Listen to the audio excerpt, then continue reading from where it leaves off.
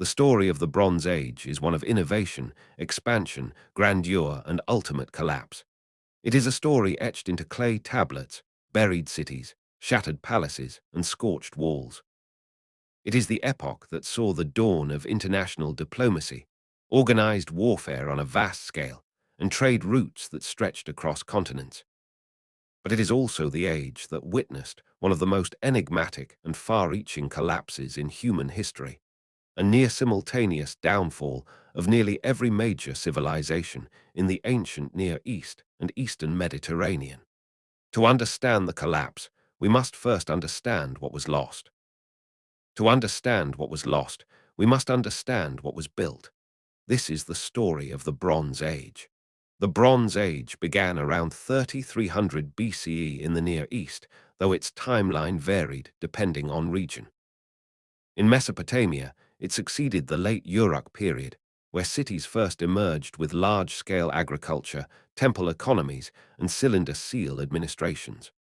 Bronze, the alloy of copper and tin, became the metal of choice for weapons, tools, and status objects.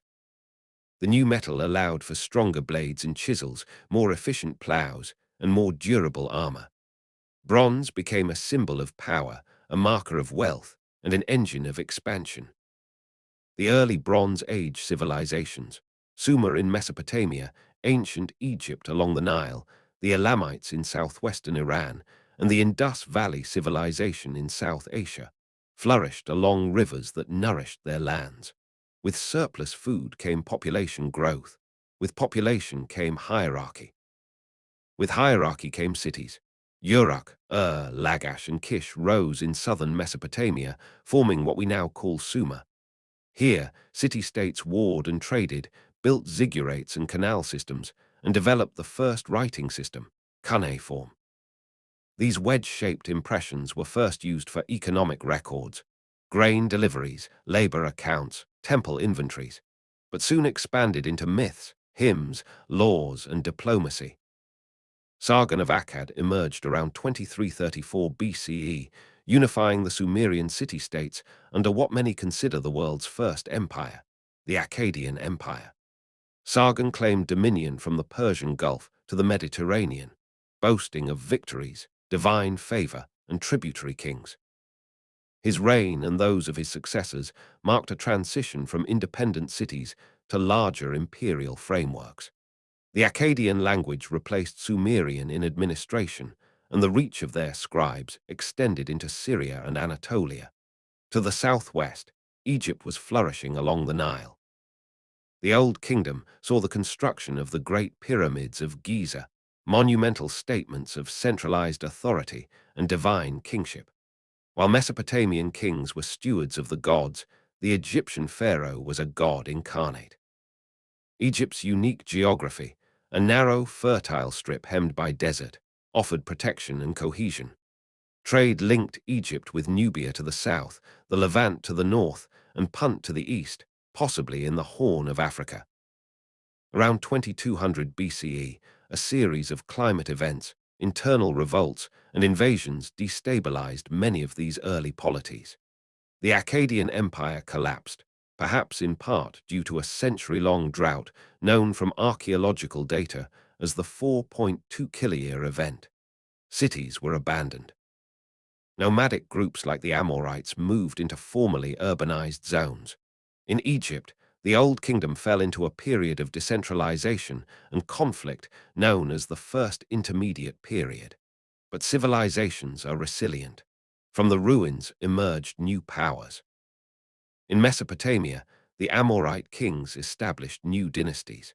Among them was Hammurabi of Babylon, whose law code became a lasting icon of ancient jurisprudence.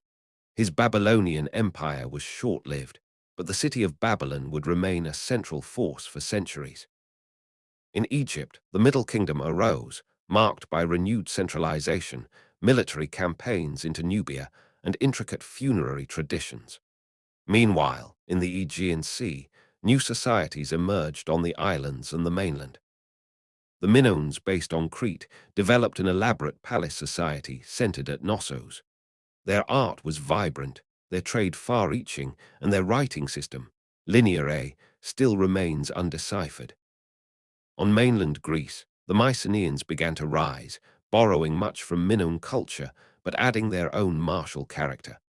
Their script, Linear B, has been deciphered as an early form of Greek, showing a rigid, bureaucratic palace economy. Further east, the Hittites rose in central Anatolia. Their capital, Hattusa, was a fortress of stone and power. The Hittites blended Indo-European traditions with Near Eastern administrative models.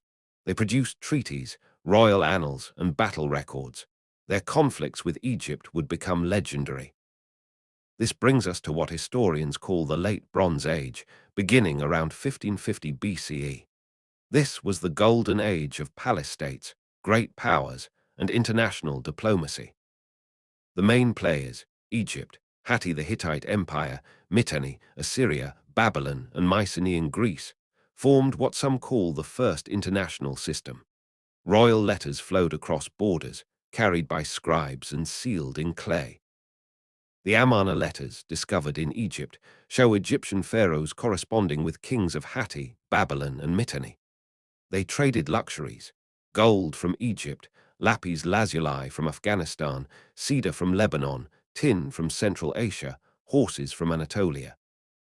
Princesses were exchanged to seal alliances, though Egyptian pharaohs refused to send their daughters abroad. This interconnected world had both strengths and vulnerabilities. Trade routes bound the region in mutual dependence. The flow of tin, needed to make bronze, was particularly vital. No single empire had access to all the resources it needed. This meant diplomacy was essential, but also that collapse in one area could ripple through the system.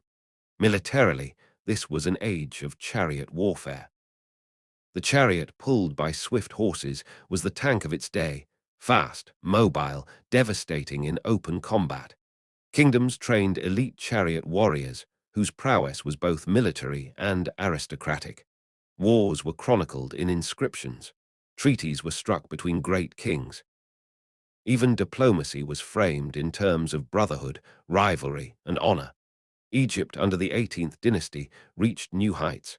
Thutmose Roman III campaigned in Syria, establishing a buffer zone of vassal states. Queen Hatshepsut sent expeditions to Punt. Akhenaten, the heretic pharaoh, tried to impose monotheism centered on the sun god Aten. His religious revolution collapsed after his death, and traditional cults were restored by Tutankhamun and his successors. Ramses Roman II, later known as Ramses the Great, battled the Hittites at Kadesh in one of the largest chariot battles ever fought. Though the result was indecisive, it led to the world's first recorded peace treaty. The Hittite Empire, meanwhile, had absorbed the remnants of Mitanni and rivaled Egypt for control of Syria. Their capital at Hattusa was a marvel of fortification and administration. The Hittites compiled extensive archives, detailing everything from treaties and rituals to international relations. In Mesopotamia, Assyria began to rise as a militarized state, launching campaigns into the mountains and the plains. Babylon remained important, though often contested. To the east, Elam and the Kassites played roles as regional powers. And then, suddenly, it all began to unravel. Around 1200 BCE, a cascade of collapses swept across the eastern Mediterranean and Near East. The Hittite Empire vanished. Mycenaean palaces burned and were abandoned. Egyptian records tell of invasions by mysterious sea peoples, confederations of raiders who attacked from the sea, pillaging cities and challenging kingdoms. Trade declined. Writing systems disappeared in some regions. Urban centers shrank or were deserted. It was, in many ways, the first global collapse in recorded history. The causes remain debated. There was no single reason, but a confluence of catastrophes. Climate change, particularly drought and cooling, may have led to crop failures and famine. Earthquakes struck several regions. Internal rebellions and social unrest destabilized governments. Raiding and migration spread chaos. The interconnected nature of the Bronze Age world meant that a collapse in one area disrupted others. When trade routes failed, tin supplies dwindled. Without tin, bronze could not be made. Economies that depended on palace redistributions collapsed when the centers could no longer function. The Sea Peoples remain a mystery. Egyptian inscriptions, particularly from the reign of Ramses III, depict them as foreign invaders arriving by land and sea, armed and organized. Some scholars believe they were displaced peoples from the Aegean and Anatolia fleeing famine or war. Others think they were mercenaries turned pirates. Regardless, their impact was devastating. Hatti fell. Ugarit was destroyed. Cyprus was ravaged. Egypt barely survived, holding off invasions in brutal battles in the Nile Delta. In Greece, the Mycenaean palaces fell one by one. Linear B vanished. Population declined. Fortified citadels burned, and for centuries, Greece entered what some call a dark age. The complex administration and record-keeping vanished, replaced by simpler village societies. Yet not everything vanished. Egypt endured, though weakened. Assyria eventually recovered and expanded. In the ruins of the Hittite Empire, small Neo-Hittite states emerged. In Canaan, new peoples settled, among them the Philistines, possibly linked to the Sea Peoples. Ironworking began to spread, eventually replacing bronze. The Iron Age had begun. The Bronze Age collapse was not merely a regional disaster. It was a turning point in world history. The first interconnected, international system had failed. But from its ashes, new powers would rise. The Israelites, the Phoenicians, the Greeks, and others would inherit the legacy of the Bronze Age, shaping the foundations of the modern world. In the next installment, we will dive deeper into each of the major civilizations: Sumer, Akkad, Egypt, the Hittites, the Minoans, the Mycenaeans, the Elamites, the Mitanni, and others, exploring their heights, their internal workings, and the clues they left behind that help us understand not only their rise, but their sudden fall. To understand the scope and weight of the Bronze Age collapse, we must first take a more intimate look at the major civilizations that defined this era, not just through their military might or administrative systems, but through the details of daily life, religion, language, trade, and their unique geopolitical positions. Each of these powers played a part in the elaborate mosaic of the late Bronze Age world. Their contributions were profound, and their ends were dramatic. Let us begin where civilization arguably began: Sumer, the cradle of urban life. Southern Mesopotamia was a landscape of alluvial mud, crisscrossed by the Euphrates and Tigris rivers. The Sumerians built their cities upon platforms to escape the flooding plains. Cities like Uruk, Eridu, and Nippur were more than settlements. They were ritual centers, political arenas, and economic hubs. Each city was organized around a patron deity whose temple formed the beating heart of civic life. These temples controlled large tracts of farmland, employed hundreds, and redistributed goods as part of a theocratic economy. The ziggurat, a massive stepped tower, rose above the city, a link between gods and humans.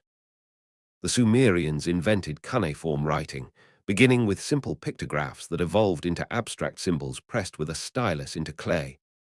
These records, receipts, inventories, contracts, tell us of barley allotments, slave ownership, temple donations, and livestock management. But they also preserved the oldest known literature.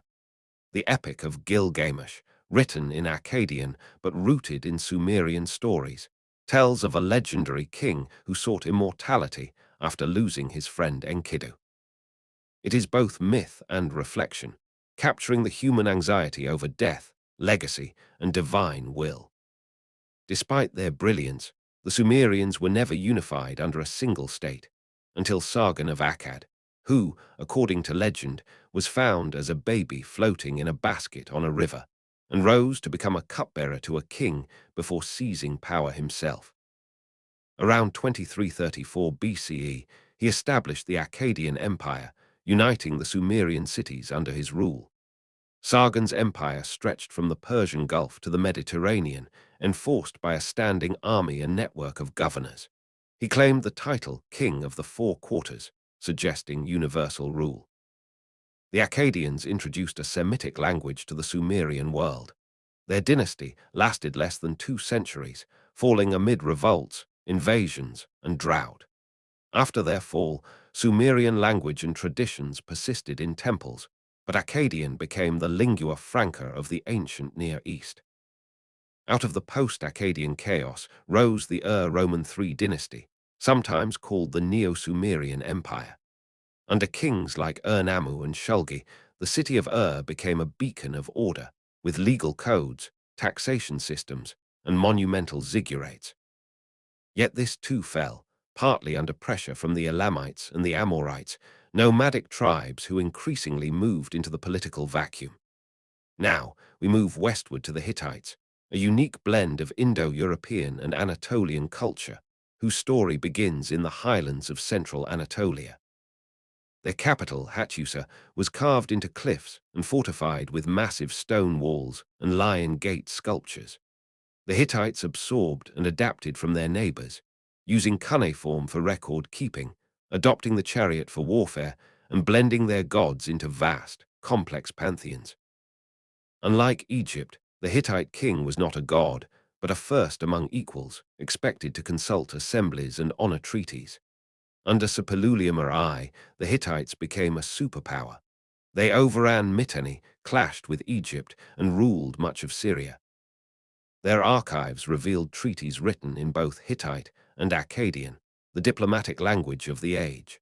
One of the most famous documents was the treaty between Ramses II of Egypt and Hattusili III of Hatti, following the indecisive but massive Battle of Kadesh. The Hittites were also deeply religious. Every city, mountain, and river had a spirit or god. They practiced elaborate purification rituals, appeased storm gods, and believed in omens and oracles. Their laws were relatively humane for the time, often favoring restitution over execution. Their administrative structure was highly bureaucratic, supported by scribes, envoys, and vassal kings. But this complex system was vulnerable. Hattusa was remote and dependent on trade for certain materials. Grain shipments had to pass through unstable regions. When disruption came, it was total. Farther west were the Mycenaeans, Greek-speaking warriors whose palaces dotted the mainland. Mycenae, Pylos, Tiryns, Thebes. These were not cities in the classical sense, but citadels housing a ruling elite, surrounded by workshops and villages. The Mycenaeans wrote in Linear B, an early form of Greek used almost exclusively for record-keeping. These tablets list inventories of textiles, weapons, food, and slaves, but little in the way of literature or myth.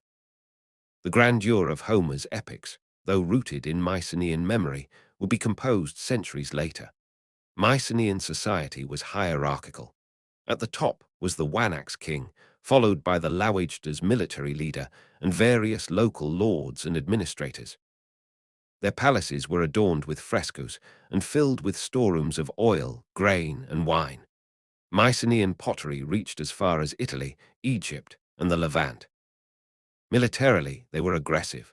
They built massive fortifications with Cyclopean stones, suggesting both engineering prowess and fear of attack. The Mycenaeans supplanted the Minoans of Crete after a volcanic eruption on Thera, modern Santorini, and subsequent invasions. The destruction of Minoan palaces around 1450 BCE led to Mycenaean dominance of the Aegean. Yet their rule was fragile. Their fall around 1200 BCE remains one of the great mysteries of ancient history. Turning south, Egypt provides perhaps the most stable thread through the Bronze Age. The Old Kingdom gave the world the pyramids. The Middle Kingdom saw a cultural renaissance. But it was during the New Kingdom that Egypt became a true imperial power. Ahmose I expelled the Hyksos and founded the 18th dynasty. Thutmose III launched campaigns deep into Syria and Nubia. Amenhotep III built magnificent temples and palaces, sponsoring art, science, and diplomacy. His son, Akhenaten, attempted a radical transformation, abandoning the traditional gods for worship of the Aten, a solar disk.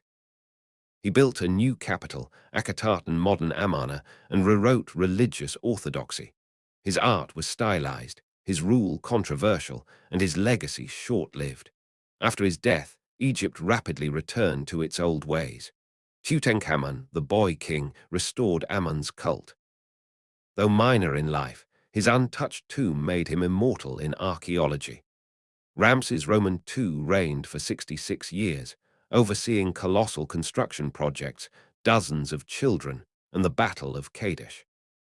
In old age, he faced mounting threats from Libyan tribes, economic pressures, and the ominous rise of the Sea Peoples.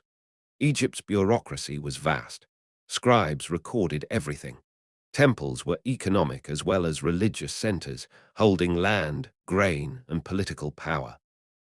Religion was inseparable from governance. The pharaoh was Horus incarnate, the link between gods and men. Yet this system, too, had limits. Famine, corruption, and foreign invasions gnawed at its edges. To the northeast was Mitanni, a Hurrian-speaking kingdom that once controlled much of northern Mesopotamia and Syria. Their power peaked in the 15th century BCE, acting as a buffer between Egypt and Hatti. They were pioneers in chariot warfare and horse training, even sending manuals to the Hittites. Mitanni's kings had Indo-Aryan names, suggesting an Indo-European warrior elite ruling over Hurrian subjects. Their influence was cultural as well as military, but their kingdom eventually fractured under pressure from both Hatti and Assyria. Assyria, originally a vassal state, began to assert its independence and military might around the 14th century BCE. Unlike the cyclical nature of Babylonian dynasties, Assyrian kings pursued aggressive expansion. Their cities, Ashur, Nineveh, Nimrud, would one day become legendary. During the Bronze Age, Assyria was on the rise, a militarized state with rigid hierarchy and strong kings. They would later build one of the most brutal empires of the Iron Age.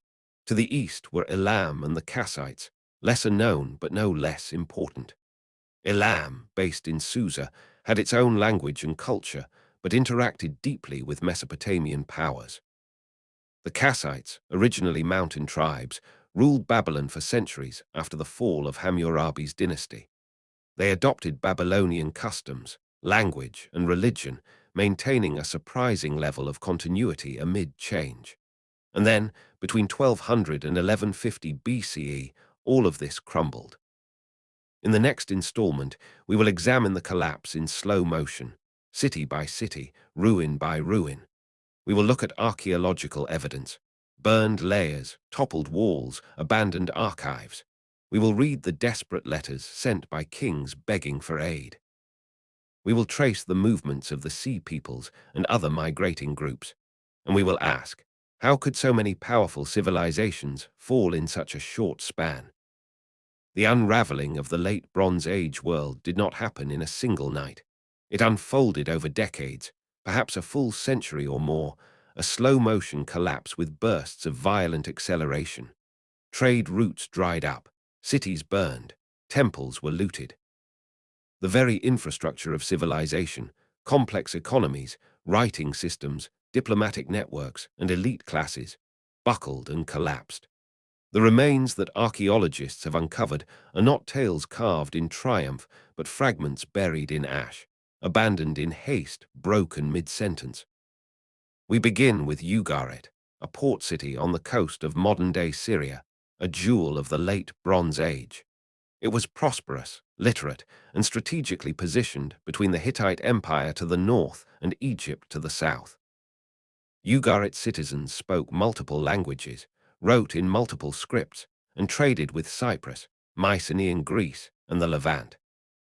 Their palatial archives yielded a cache of cuneiform tablets, diplomatic correspondence, religious hymns, treaties, inventories, and even the earliest alphabetic texts, precursors to the Phoenician script. But around 1190 BCE, Ugarit was destroyed. Its walls were toppled, its palaces set ablaze. In one striking find, a letter from the Ugaritic king Amurapi was discovered, never sent, still resting in the kiln where it was being fired. It was addressed to the king of Elashia, likely Cyprus, and read, "My father, behold, the enemy's ships came. They have been setting fire to my cities and have done harm to the land. The enemy is strong. They are numerous. I am alone. There would be no reply. By the time the letter cooled, Ugarit was gone. The Hittite Empire, which had held sway over Anatolia and northern Syria for centuries, collapsed with stunning speed. Hattusa, its capital, was burned and abandoned. The archives ceased. The royal line vanished. Some suggest internal rebellion.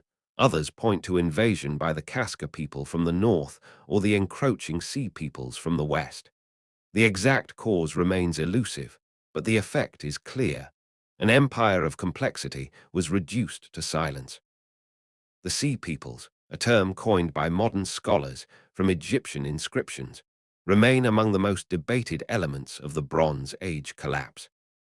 They appear suddenly in the historical record, fierce warriors arriving by land and sea, overwhelming coastal cities, sometimes settling, sometimes vanishing. Egyptian texts, particularly under Ramses Roman III, describe a confederation of peoples with names like the Peliset, Shurden, Tijeka, and Denian. These names hint at possible origins. The Peliset may be the Philistines, the Denian perhaps the Danans of Greek lore. The Egyptian mortuary temple at Medinet Habu preserves dramatic reliefs of battle scenes. Ramses Roman III claimed to have defeated these invaders in a combined land and naval battle in the Nile Delta around 1177 BCE. The scenes show chaotic naval warfare, ships with bird-head prows, and rows of captured prisoners. The inscriptions proclaim the foreign countries made a conspiracy in their islands. All at once the lands were removed and scattered in the fray. No land could stand before their arms. While Egypt survived, it was greatly weakened. The empire's hold over Canaan collapsed. Internal strife followed. Tomb robberies increased, elite tombs were desecrated, and the centralized economy faltered. The era of great pharaohs came to a close, and the long Third Intermediate Period began, a time of divided rule, foreign incursions, and diminished influence. In Mycenaean Greece, the palatial centers fell one after another: Mycenae, Tiryns, Pylos, Thebes. Their destruction layers reveal intense fires, collapsed walls, and smashed storage jars. Linear B tablets from Pylos show records of emergency grain rations, hastily built watchposts, and mentions of enemy attacks. But these records abruptly stop. Linear B writing vanished from use, and with it, the administrative backbone of Mycenaean society. The archaeological silence that followed is chilling. For nearly 4 centuries, Greece entered what historians call the Greek Dark Age. Population declined, trade ceased, monumental architecture disappeared, even burial customs simplified. Where once stood citadels of kings and bureaucrats, there were now scattered villages and humble graves. Literacy was lost. Memory turned to myth. One of the most mysterious collapses occurred on Cyprus, known as Alashia in Bronze Age texts. It had been a key source of copper, a critical component in bronze making. Its coastal towns flourished on maritime trade. But around 1200 BCE, many Cypriot settlements were destroyed, especially Enkomi, which showed clear signs of violent attack and fire. Despite these devastations, Cyprus would eventually recover, unlike many of its contemporaries, and emerge as a center of Iron Age power. Elsewhere in the Levant, the picture was mixed. Some cities were wiped out. Others, like Byblos, survived, albeit weakened. The region saw an influx of new peoples, among them the Philistines, who settled along the southern coast. They brought new pottery styles, architectural forms, and perhaps new religious ideas. Their appearance marks the dawn of Philistine culture, which would play a major role in the Iron Age history of Israel and Judah. In Mesopotamia, the southern cities of Babylon and Ashur endured, but not without hardship. Babylon was invaded by Elamites and lost its political dominance. The Kassite dynasty ended. Assyria, by contrast, used the chaos to consolidate its military power. The Assyrians began to carve out a harsher, more brutal empire, one that would dominate the Iron Age with a new philosophy of conquest. In the eastern highlands, Elam remained intact. Shielded by mountains and less reliant on long-distance trade, it suffered less during the collapse. Elamite kings even raided Babylon and carried away its famous statues and treasures. In the long view of history, Elam would also decline, but not because of the collapse, more so due to later imperial expansions. The collapse of the Bronze Age was not total. Some places endured, but the system that had defined the Eastern Mediterranean and Near East for centuries was gone. The international order, the great kings of Egypt, Hatti, Babylon, and Assyria, corresponding and trading through envoys, disappeared. The centralized palace economies, which had controlled land, labor, and goods, dissolved. Writing systems vanished in some areas. Trade declined sharply. Populations shrank. The age of great temples and empire builders ended, replaced by isolated communities, warlords, and cultural fragmentation. But what caused it all? Theories abound, and not one of them can fully explain everything. The truth likely lies in a combination of factors: environmental catastrophe, systemic fragility, migration, war, and social upheaval. Climate change has been supported by paleoclimatic data from tree rings, ice cores, and sediment layers. Around 1200 BCE, a period of drought and cooler temperatures likely gripped the eastern Mediterranean. This would have caused crop failures, famine, and internal instability. A letter from Ugarit speaks of grain being desperately needed from Egypt. The Hittites also struggled to feed their people. Famine breeds revolt and weakens kingdoms. Earthquakes may have struck multiple sites. Destruction layers in places like Mycenae, Troy, and Ugarit show evidence consistent with seismic events. The eastern Mediterranean sits on tectonic fault lines.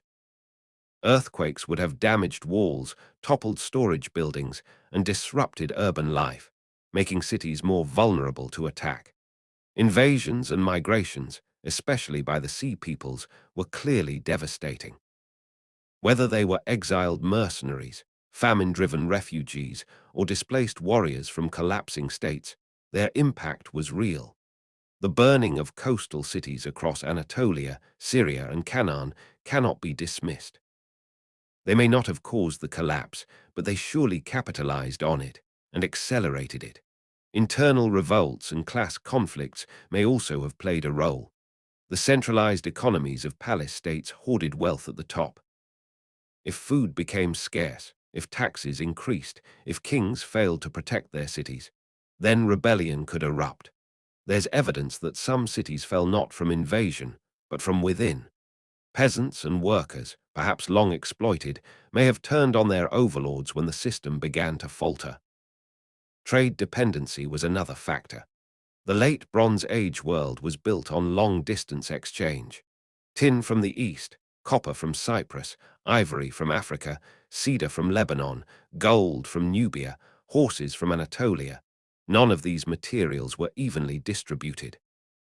When trade routes broke down, elite economies collapsed. Without tin, bronze could not be produced.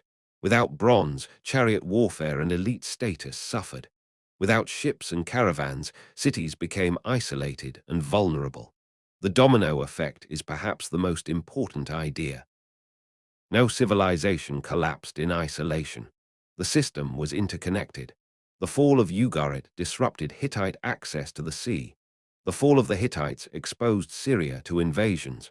The migrations of sea peoples pressured Egypt and the Levant. The collapse of trade from Cyprus hurt the Mycenaeans. The failure of one city rippled into the failure of another. A tightly woven net, once torn, unraveled rapidly, and yet from the ruins came something new. The Iron Age dawned. New powers rose. New scripts emerged. New languages flourished. The old world had died, but its memory would become the mythic foundation of the next. In the final installment, we will explore the aftermath, the transformation of the ancient world, the rise of Iron Age civilizations, and how the collapse of the Bronze Age created the conditions for the birth of the modern world. The aftermath of the Bronze Age collapse did not bring an immediate recovery. It was a time of silence in many parts of the former interconnected world. Cities lay in ruin. Trade networks dissolved. Writing systems disappeared from entire regions. In some places, literacy would not return for centuries. Monumental architecture ceased. Population density plummeted. For those living in the ruins, the grandeur of the previous age may have seemed like a dream, a distant golden past they could not replicate. But from this wreckage, new societies emerged, transformed by survival, innovation, and necessity. To understand the full impact of the collapse, we must look at how each region adapted, or failed to adapt, in the new Iron Age world. In Greece, the centuries following the Mycenaean collapse are known as the Greek Dark Age. From roughly 1100 to 800 BCE, the great palaces were gone. Linear B writing was lost and would never return. Population shrank, and many settlements were abandoned. For centuries, there was no monumental construction. Trade became local. Pottery styles simplified. Elite burials gave way to simpler, more communal graves. Yet even in this darkness, there were sparks of renewal. Small villages formed around defensible positions, sometimes reoccupying the ruins of old citadels. Burial practices became more elaborate again by the 10th century BCE. A new style of pottery, the geometric style, emerged, indicating a rebirth of artistic tradition. Most critically, around 800 BCE, the Greeks adopted a new writing system based on the Phoenician alphabet. This script, using characters to represent consonants and later vowels, was simpler than Linear B and more adaptable to everyday use. It became the ancestor of the Latin alphabet and ultimately the script you're reading now. With writing reborn, oral traditions were finally set down. The Iliad and the Odyssey, long passed down through bards, were written in the 8th century BCE. These epics, while not accurate histories, preserved echoes of the Bronze Age world, the palatial life, the warrior code, the fall of cities like Troy. For the Greeks, the Bronze Age became a mythic past, the heroic age, populated by larger-than-life figures like Agamemnon, Achilles, and Odysseus. In the Levant, the vacuum left by the fall of Egyptian and Hittite control allowed for new players to rise. The most significant among them were the Phoenicians, maritime traders based in cities like Tyre, Sidon, and Byblos. These were not empires, but independent city-states, linked by language, culture, and trade. The Phoenicians inherited and simplified the Ugaritic writing system into a true alphabet, 22 letters, all consonants, designed for speed, trade, and portability. With this tool, they expanded across the Mediterranean. They founded colonies in North Africa, including the great city of Carthage. Their ships reached as far as Spain and possibly beyond the Straits of Gibraltar. They became the new linchpin of east-west trade, bringing tin from the west, silver from Iberia, and goods from the east. Their cultural impact was enormous. The Greeks adopted and adapted their alphabet. Carthage would one day rival Rome. And their legacy endures every time we use the Latin script, a descendant of their innovation. Also rising in the southern Levant were the Philistines, one of the sea peoples who settled along the coastal plain in cities like Gaza, Ashkelon, and Ekron. Their origins are debated, possibly from the Aegean or Anatolia, but their material culture was distinct. They used Mycenaean-style pottery, introduced new architectural forms, and practiced different burial customs. Over time, they blended with local Canaanite populations. Opposing them were new highland peoples, among them the early Israelites. Archaeological surveys show a shift in settlement patterns around 1200 BCE, new villages appearing in the highlands of Canaan, lacking elite buildings, fortifications, or imported goods. These were small-scale agricultural communities. The Merneptah stele, an Egyptian inscription dated to 1207 BCE, mentions Israel as a people, not a state, in Canaan. Over time, these groups would coalesce into kingdoms like Israel and Judah, playing central roles in Iron Age politics and biblical tradition. In Mesopotamia, Assyria was the great survivor, and eventually the great conqueror. While Babylon was sacked by the Elamites and went into decline, Assyria emerged stronger. The kings of the 10th and 9th centuries BCE launched campaigns to reassert control over their lost territories. By the 8th century, under kings like Tiglath-Pileser Roman III, Sargon Roman II, and Sennacherib, Assyria would forge the first true empire of the Iron Age, spanning from Persia to Egypt. Assyrian rule was brutal. They perfected siege warfare, mass deportation, and psychological terror. Cities that resisted were razed. Populations were relocated. Heads were piled at city gates as warnings. Yet they also built magnificent palaces, supported libraries, and preserved much of the knowledge of the past. The library of Ashurbanipal in Nineveh would later yield thousands of cuneiform tablets, preserving Sumerian and Akkadian literature, including the Epic of Gilgamesh. Assyria's dominance reflected a new kind of state, one forged in the crucible of collapse, militarized, centralized, and efficient. Their rise was only possible because of the vacuum left behind by the collapse of the Bronze Age empires. In Egypt, the centuries following Ramses Roman III were marked by fragmentation. The central authority of the pharaoh weakened. The country split between the high priests of Amun in Thebes and rival dynasties in the Delta. Foreign powers began to intervene. The Libyans, long enemies and mercenaries, became rulers. Later, Nubian kings from Kush conquered Egypt, establishing the 25th dynasty and reviving some of its traditions. Yet Egypt never regained the imperial reach it had under the new kingdom. It became one regional power among many, no longer the linchpin of a global system. In Anatolia, the collapse of the Hittite Empire gave way to smaller Neo-Hittite states in the south and Phrygia, Lydia, and other new kingdoms in the west. The Phrygians, possibly related to the Sea Peoples or Balkan migrants, settled in central Anatolia. By the 8th century BCE, they built a powerful kingdom under King Midas, a name remembered in Greek mythology for his golden touch. These states revived writing, often using hieroglyphic Luwian or borrowed Phoenician scripts. They were never as unified as Hatti, but played key roles in regional trade and culture. To the east, Urartu emerged in the Armenian highlands, building fortresses and canals. In Elam, dynasties rose and fell, interacting with the powers of Mesopotamia. Persia, still in the shadows, would soon begin its ascent. What unites these new powers is that they were all shaped by the collapse.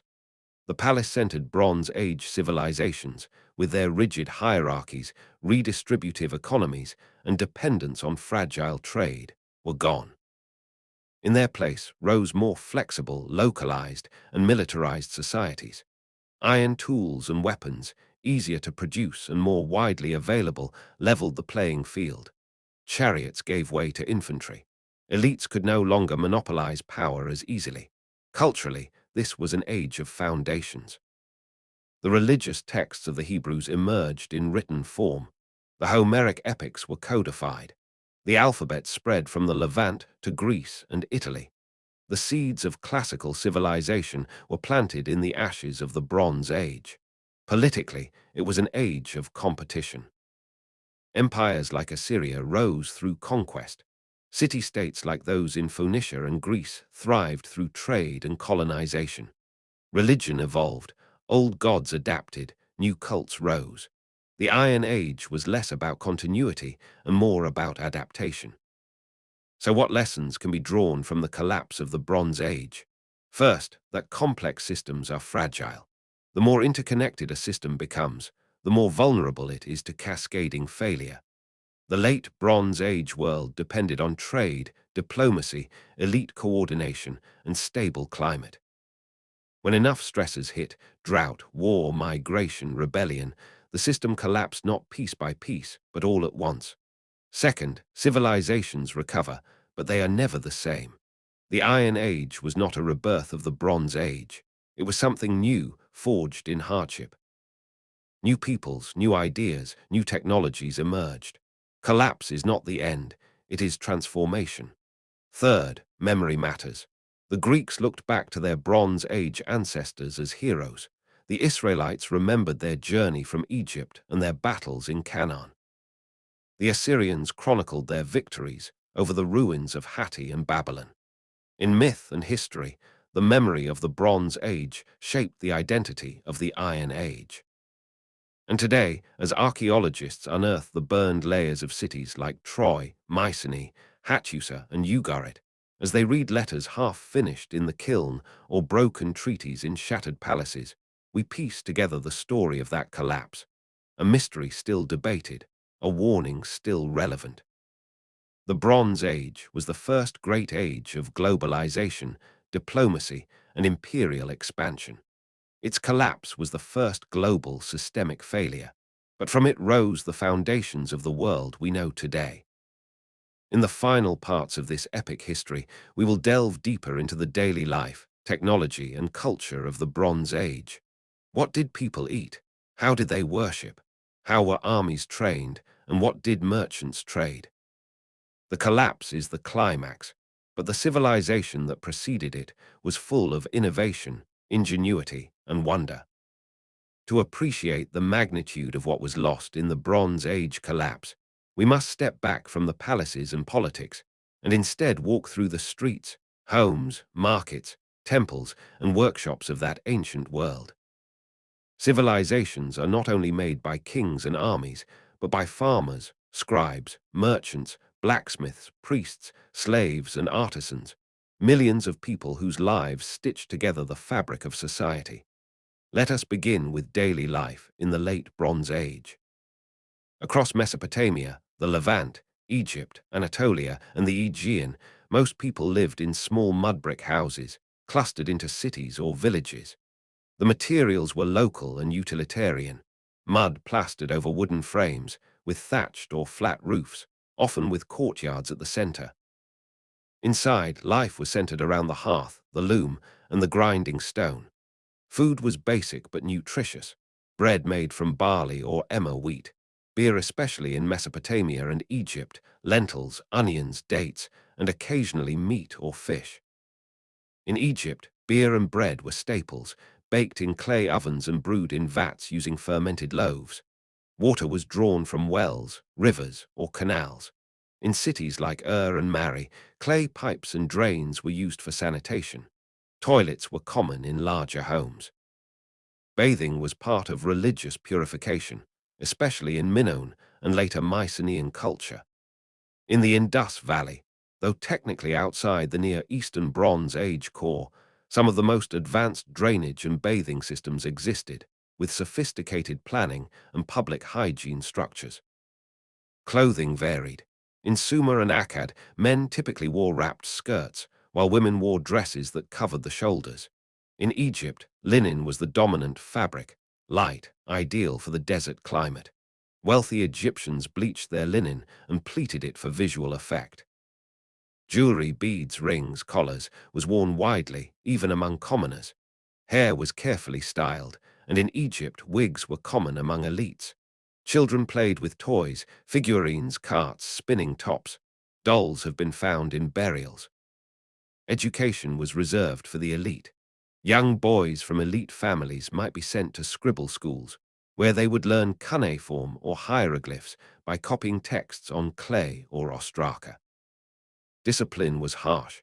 Many student tablets include phrases like, "I have not talked back to the teacher today," or "the teacher beat me with a stick." Religion permeated every aspect of Bronze Age life. Every city had patron gods. In Mesopotamia, these included Enlil, Inanna, Marduk, and Nanna.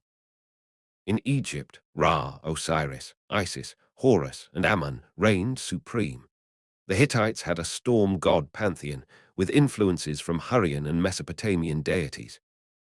The Minoans worshipped a great goddess, depicted with snakes in both hands, bare-breasted, wearing tiered skirts, likely a symbol of fertility, regeneration, and the natural world. Temples were economic as well as religious centers. In Mesopotamia, temples employed vast labor forces, managed lands, and acted as banks. In Egypt, temples were property holders, tax collectors, and ritual sites. Offerings were made in the form of bread, incense, animals, and crafted goods. In Anatolia, Hittite temples often featured stone reliefs, altars, and sacred animals. Rituals included music, dance, animal sacrifice, and complex festivals tied to planting and harvest. Death and burial were treated with reverence. In Egypt, the journey to the afterlife required mummification, spells from the Book of the Dead, and elaborate tombs. In Mesopotamia, the afterlife was a shadowy, dusty realm, inhabited by all, regardless of virtue or vice. Offerings for the dead were made to appease them. The Mycenaeans buried their dead in shaft graves or tholos tombs, beehive-shaped stone structures often filled with weapons, masks, and gold. Technology and innovation were central to Bronze Age life. The defining metal, bronze, was created by smelting copper and tin, rarely found in the same region. This necessitated long-distance trade. Tin came from as far as modern Afghanistan, Iran, and possibly even Cornwall in Britain. Copper was mined in Cyprus, which literally means copper island, and the Levant. Bronze was used for tools, weapons, and ornaments. Axes, swords, sickles, and chisels allowed for both agriculture and war to flourish. The sickle sword, with its curved blade, was a common weapon from Egypt to Canaan. Chariot parts, axles, reinforcements, and fittings were made of bronze, but bronze was only one part of the technological picture. Pottery kilns, metal furnaces, glassmaking, and textile weaving were advanced industries. Minoan Crete produced delicate frescoes, marine-themed pottery, and vibrant dyes. Egyptian artisans crafted faience, a glazed ceramic material with bright colors used for beads and amulets. Glass beads, though not yet widespread, were being made in Egypt and Mesopotamia, an industry that would flourish in later centuries. Agriculture remained the backbone of the economy. Farming techniques were advanced. Irrigation canals in Mesopotamia, basin irrigation in Egypt, terraced agriculture in the Levant and Anatolia. Plows, often pulled by oxen, allowed for larger fields. Granaries were built to store surplus. In Mycenaean Greece, Linear B tablets detail grain quotas, wine production, and animal husbandry. Olive oil and wine became not just dietary staples, but trade goods. Trade networks stretched astonishing distances. The Amarna letters, written in Akkadian, show Egypt corresponding with Babylonia, Hatti, Mitanni, and beyond. Gifts of gold, lapis lazuli, ivory, cedar, and horses passed between kings. Merchant ships plied the eastern Mediterranean. The Uluburan shipwreck, discovered off the coast of Turkey and dated to around 1300 BCE, contained cargo from across the known world. Copper and tin ingots, Egyptian glass, Canaanite jars, Mycenaean swords, Baltic amber, African ebony, and even ostrich eggs. Writing was the connective tissue of this world.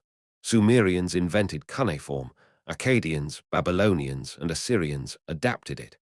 Elamites and Hittites used their own versions. In Egypt, hieroglyphs adorned temples and tombs, while hieratic and later demotic were used for daily record keeping. In Ugarit, an alphabetic cuneiform script emerged, an extraordinary innovation. Meanwhile, in Crete and Greece, Linear A and Linear B allowed for administration, though only Linear B has been deciphered. Scribes were elite professionals, often attached to temples or palaces. They recorded taxes, treaties, literature, omens, and military rosters. A king's power was measured not only by his army, but by the reach of his scribes. Diplomacy was codified on clay, and archives were kept in palace storerooms until the fires came. Warfare was as sophisticated as the politics. Chariots dominated the battlefield, manned by a driver and a warrior with composite bows or javelins. Infantry included spearmen, archers, and slingers. Helmets, scale armor, and shields were in use, though armor was typically reserved for elites. Hittite annals describe detailed logistics, numbers of troops, days marched, supplies needed. Egyptian depictions of war, like the Battle of Kadesh, show the pharaoh as the center of the storm, mounted in a chariot, surrounded by chaos. In reality, these battles were likely messy, attritional, and strategic, focused on capturing vassal cities, controlling trade routes, and extracting tribute. Siege warfare also evolved. Cities were fortified with thick walls, towers, and gates. Attackers built ramps, used fire, and sometimes tunneling.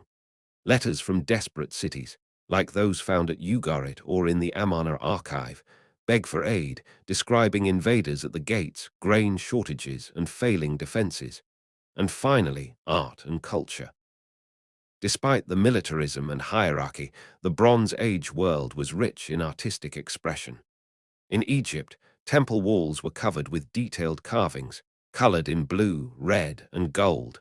The tombs of nobles held scenes of hunting, feasting, and the afterlife. In Crete, the Minoans painted dolphins, bull-leaping scenes, and sacred processions in vibrant frescoes. Mycenaean goldwork is still breathtaking. Death masks, jewelry, and inlaid daggers found in shaft graves. In Mesopotamia, cylinder seals were miniature masterpieces, engraved with mythological or narrative scenes, rolled onto clay as a signature. Statues of kings and gods adorned temples. Hymns and epics were inscribed onto tablets. Music, dance, and storytelling were vital forms of expression and ritual. Even in administration, beauty mattered. Letters were folded and sealed with impressions. Official documents were carefully composed, invoking the gods, honorifics, and formalized greetings.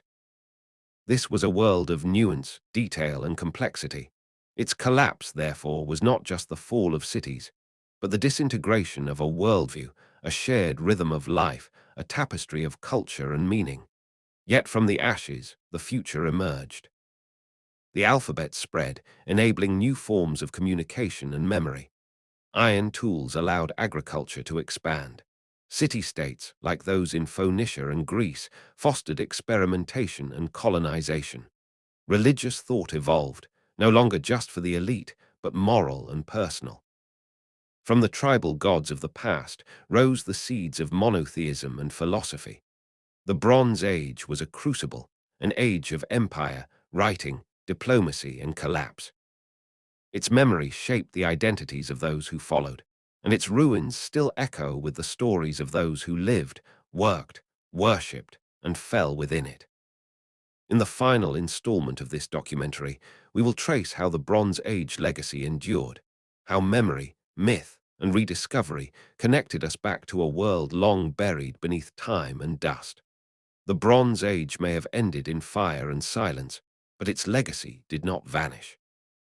Like ancient seeds buried in ash, the knowledge, myths, inventions, and memories of that lost world eventually pushed up through the rubble to shape what would follow.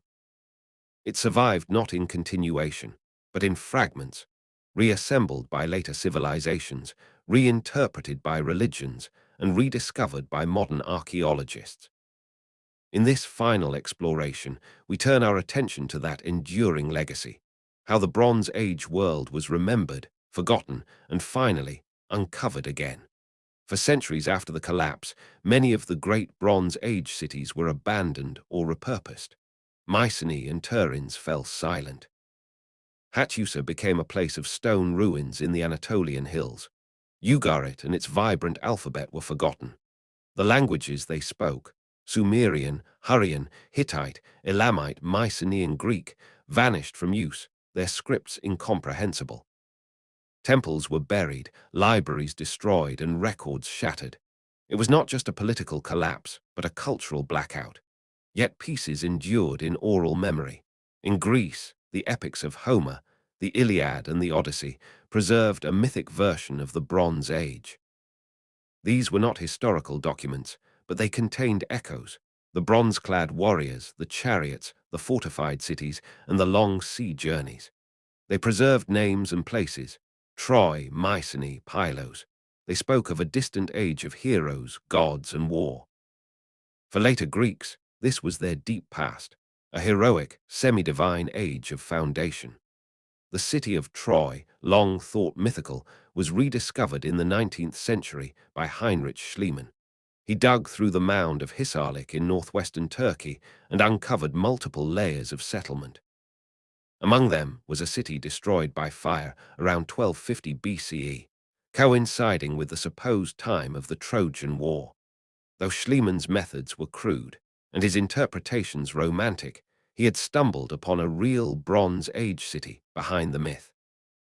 In Mesopotamia, many of the great cities faded into the desert sands. Babylon endured, but the glory of Sumer and Akkad became shadowy memories. The epic of Gilgamesh survived in fragments, but the Sumerian language was forgotten. The knowledge of cuneiform itself was lost for over 2 millennia. Only in the 19th century, with the decipherment of cuneiform inscriptions, such as the Behistun inscription in Iran, was the door to that ancient world reopened. From these rediscoveries, entire civilizations were unearthed. The city of Abraham in the biblical tradition, revealed royal tombs filled with gold, lyres, and sacrificed retainers. Mari yielded thousands of letters describing life and diplomacy before the collapse. Nimrod, Nineveh, and Asher gave us Assyrian annals, libraries, and art. The Hittites, once dismissed as biblical fiction, were revealed to be a major empire after tablets were uncovered in Bogas Kuri Hattusa in the early 20th century. There, more than 10,000 clay tablets in Hittite and Akkadian were found, including treaties, laws, religious texts, and international correspondence. For the first time, the voice of the Hittites was heard again. In Egypt, the tombs of pharaohs preserved a continuity of memory, but even here, much was forgotten. The heretic pharaoh Akhenaten was almost entirely erased from the record until the ruins of Amarna were found. The tomb of Tutankhamun, discovered in 1922 by Howard Carter, revealed a dazzling hoard of royal life, an intact window into the late Bronze Age world of Egypt. These discoveries were not just academic, they rewrote our understanding of early civilization. One of the most profound legacies of the Bronze Age was the invention and spread of writing. From the earliest pictographs in Uruk to the cuneiform legal codes of Hammurabi, from the hieroglyphic inscriptions of Egypt to the Linear B tablets of Mycenae, the act of writing created a means to remember, to govern, to trade, and to tell stories. Even though many of these scripts were lost, the concept of writing itself endured. The alphabet, developed in the Levant around the 15th century BCE, was the most powerful of all. It would be adopted by the Phoenicians, transmitted to the Greeks, modified by the Romans, and passed down to us. This transformation, complex pictographic scripts to phonetic alphabets, was a Bronze Age innovation with eternal consequence. Religiously, the Bronze Age also laid deep foundations. Many deities and myths from Sumer, Akkad, and Egypt would be adapted by later cultures. The Mesopotamian flood story, found in the Epic of Gilgamesh, bears striking resemblance to the biblical tale of Noah. The story of Sargon's humble origins in a basket on a river may have inspired later legends. Deities like Ishtar/Inanna, the goddess of love and war, had echoes in Aphrodite, Astarte, and others. The transition from polytheism to monotheism, which would dominate later history, had some of its roots in the spiritual experiments of the late Bronze Age. Akhenaten's monotheistic worship of Aten, though suppressed after his death, demonstrated the political and theological possibilities of religious revolution. In Canaan, the rise of Yahweh worship among the early Israelites may have drawn on regional traditions but evolved into something distinct, a God not bound to a place, but to a covenant. The Bronze Age provided the landscape from which the religious worldviews of Judaism, Christianity, and Islam would eventually grow. From a technological perspective, the Bronze Age paved the way for the Iron Age. Ironworking began in Anatolia and the Caucasus during the late 2nd millennium BCE, but only after the collapse did iron tools and weapons become widespread. Iron was more abundant than tin, though harder to smelt. Once the technique spread, it transformed agriculture, warfare, and society. The collapse of centralized bronze monopolies allowed smaller communities to rise, armed with a metal they could access themselves. In terms of political structures, the collapse shattered empires but gave rise to more localized, innovative systems. The Phoenician city-states, the Greek polis, the Israelite tribes, and the Aramean kingdoms all emerged in this decentralized world. While earlier Bronze Age societies were built around kings, temples, and palaces, the new Iron Age world made room for merchant elites, councils, citizen assemblies, and prophetic leadership.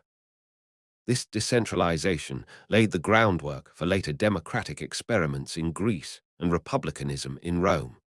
Culturally, the myths and memories of the Bronze Age became the bedrock of identity. For the Greeks, the Trojan War was a foundational event. For the Hebrews, the Exodus marked divine deliverance from Egypt. For the Assyrians and Babylonians, their royal lineages reached back to gods and demigods. Even the Persians and later empires would look to these ancient cities as models of splendor and power. The ruins of the Bronze Age became monuments, some revered, some feared. In later Babylonian texts, the ancient kings were remembered as semi-divine. In Egyptian inscriptions, past greatness was invoked to legitimize current rule. The memory of these fallen cities haunted the imagination. They became cautionary tales, cities destroyed by the gods for hubris or punished for forgetting the old ways. In the modern era, as archaeology advanced, the Bronze Age was resurrected piece by piece. Excavations at Knossos, Mycenae, Ugarit, Troy, Hattusa, and dozens of other sites brought an entire forgotten world into light. With every inscription translated, every grave unearthed, the narrative became clearer and more complex. Today, the study of the Bronze Age informs how we understand civilizational fragility, global interdependence, and cultural resilience. Scholars often compare the Bronze Age collapse to modern systemic risks. Climate change, resource scarcity, political instability, and over-reliance on long-distance networks. The ancient world, for all its brilliance, fell not because of a single factor, but because the very complexity that allowed it to flourish made it vulnerable. But the story of the Bronze Age is not merely one of decline. It is a story of invention, connection, ambition, and adaptation. It was the first time in history that humans created international diplomacy, structured warfare, codified law, urban planning, and systematic trade networks across thousands of miles. Its people were not primitives. They were engineers, poets, merchants, and kings. They built on what came before and laid the foundation for what would follow. They faced catastrophe, and in their ruins, others built anew.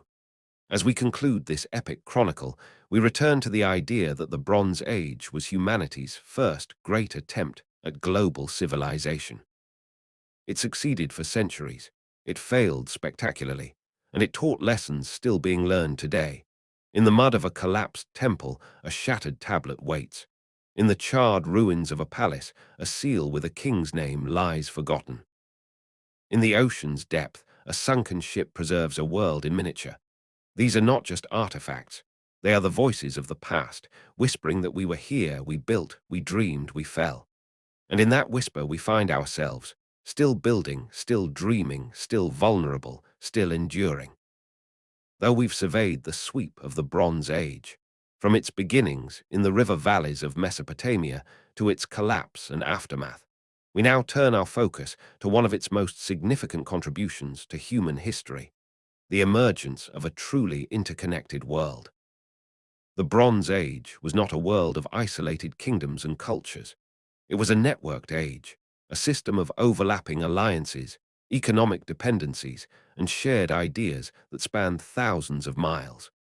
This first globalization is both awe-inspiring in its sophistication and haunting in its collapse. Let's consider a journey, a hypothetical merchant's voyage around 1300 BCE. He begins in the port city of Byblos, in the Levant. Here, Lebanese cedar trees are felled and turned into lumber for shipbuilding and temple construction in Egypt and beyond. Our merchant loads his vessel with cedar planks, purple-dyed cloth, jars of wine, and finely worked ivory. His destination, Egypt. He sails south, hugging the coast, past Sidon and Tyre, Phoenician cities already thriving as centers of commerce. Along the way, he might stop at Ashkelon or Gaza, then cross into the Nile Delta, where the mighty kingdom of Egypt awaits.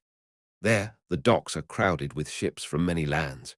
Egyptian officials, wearing fine linen and gold jewelry, inspect cargoes and issue trade licenses.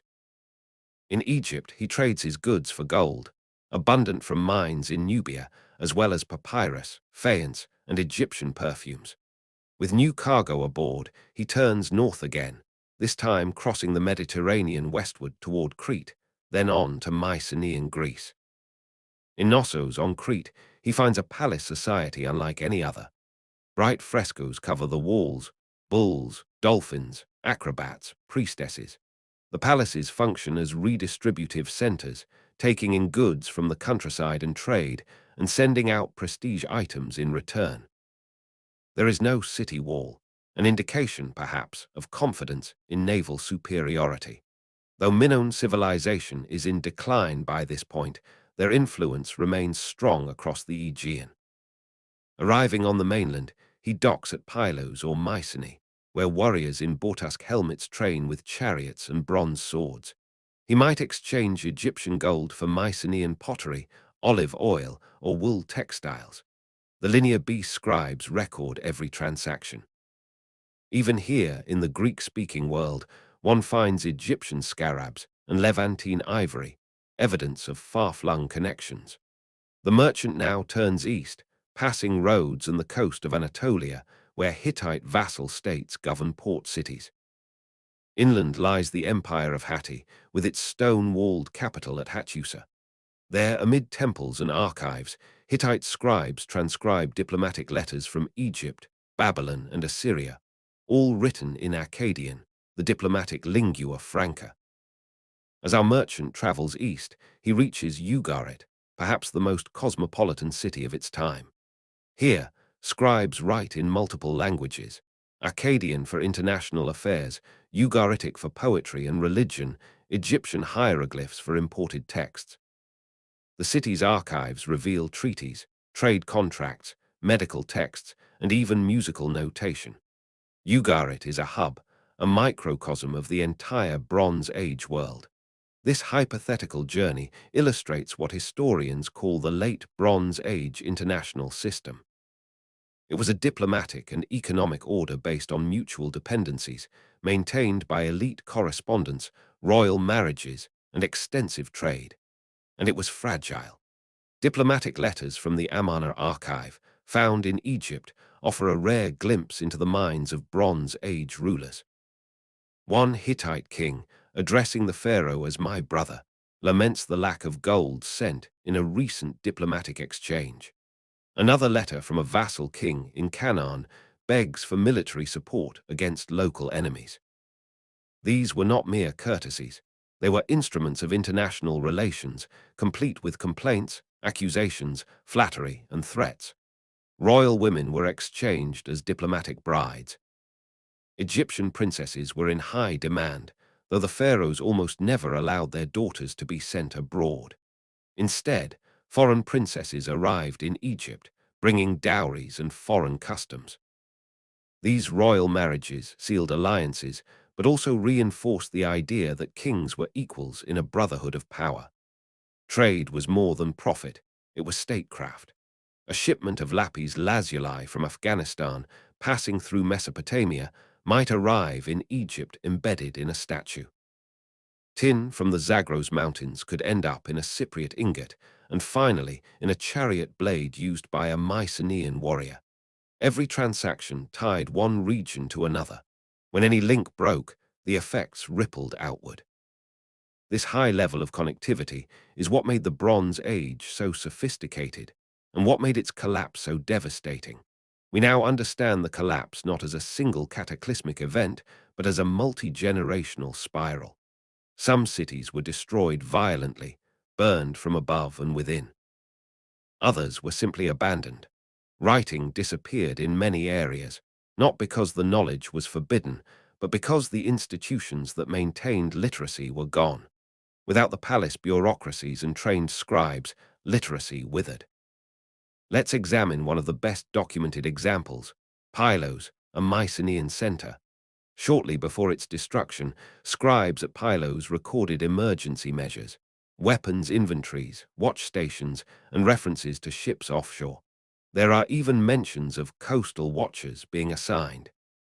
The implication is clear: the threat was known, but even with preparation, the palace fell. Charred Linear B tablets show the last moments of administration caught mid-task. The very clay that preserved them, the fire that baked them, was also the fire of destruction.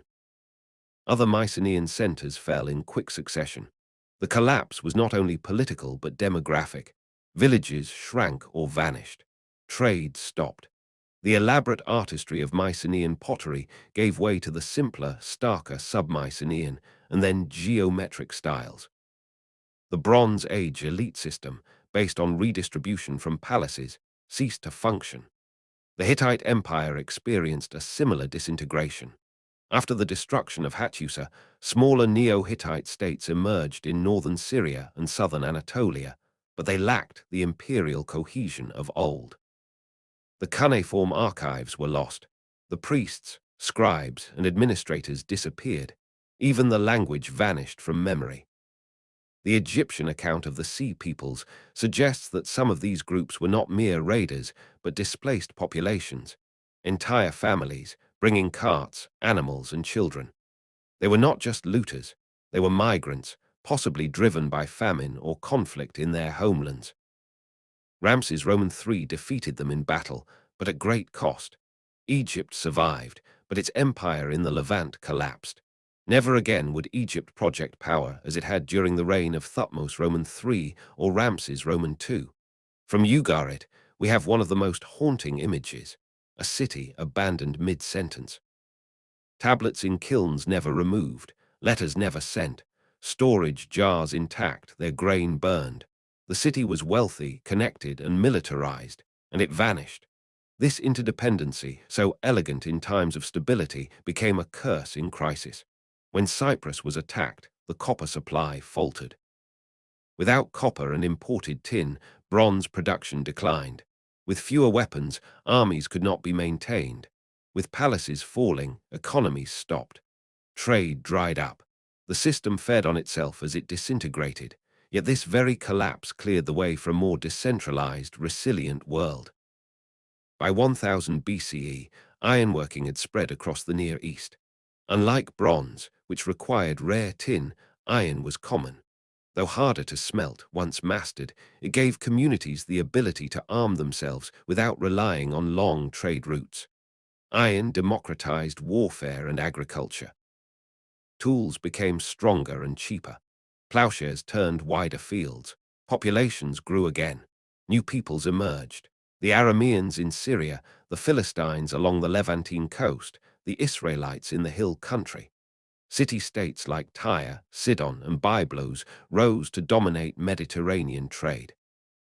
In Greece, the recovery was slower, but eventually led to the archaic and classical periods, bringing with them the birth of democracy, philosophy, and scientific inquiry.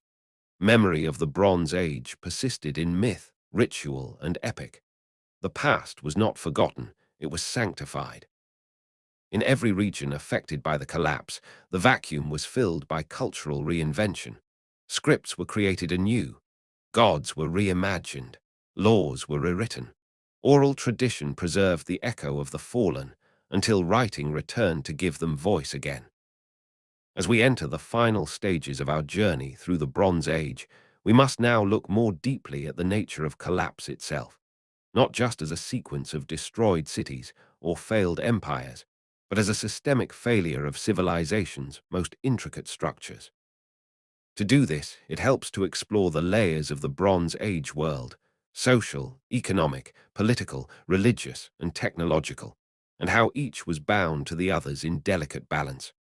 The collapse came not because one layer failed, but because all of them did, often in concert. We can begin by examining the palace economy.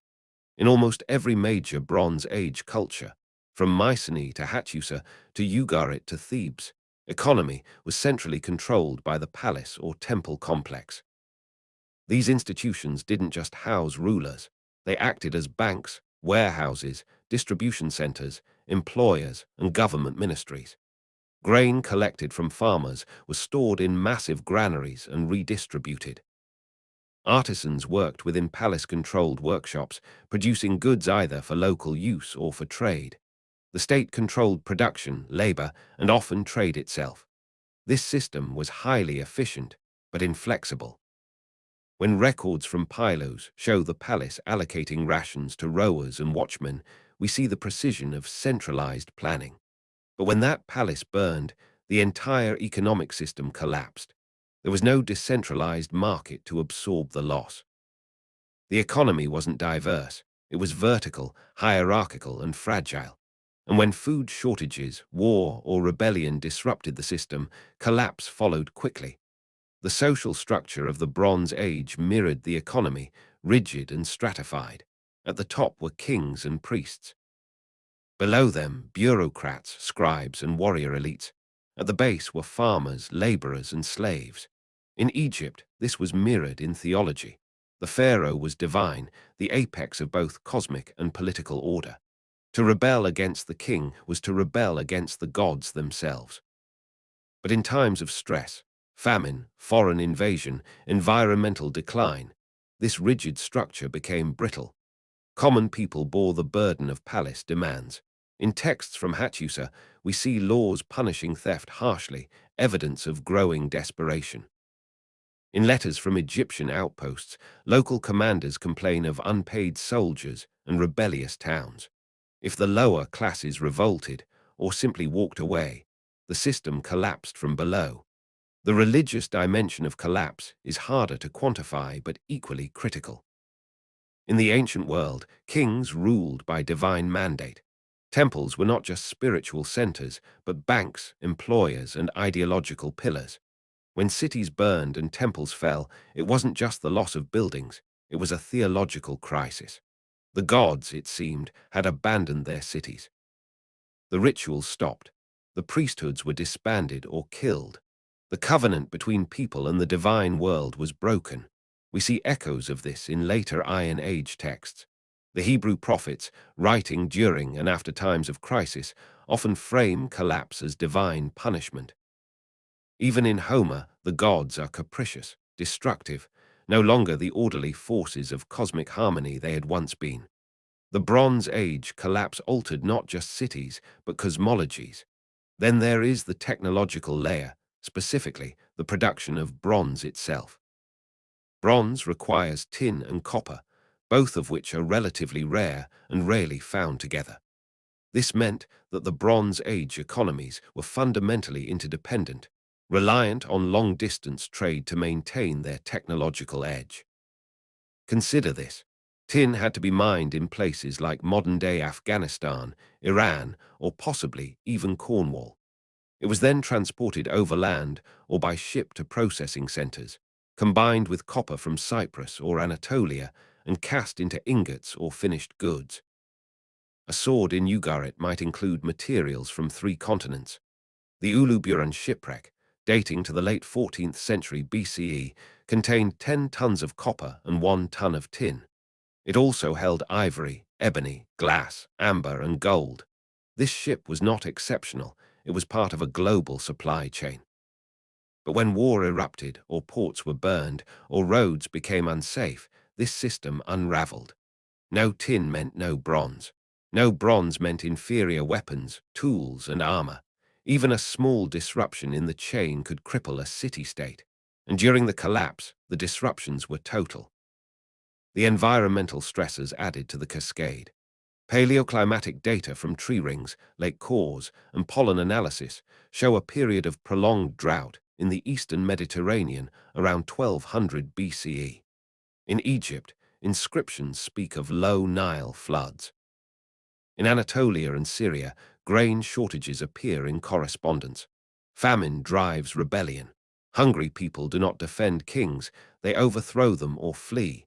Entire populations were displaced, setting off migratory domino effects across the region. And then came the Sea Peoples. Though still debated, the Sea Peoples were likely a mix of displaced migrants, opportunistic raiders, and warlike confederations moving by land and sea. Ramses Roman III inscriptions at Medinet Habu describe them as a coordinated force of multiple groups. He claims to have defeated them, but the cost was enormous, and Egypt was weakened irreparably.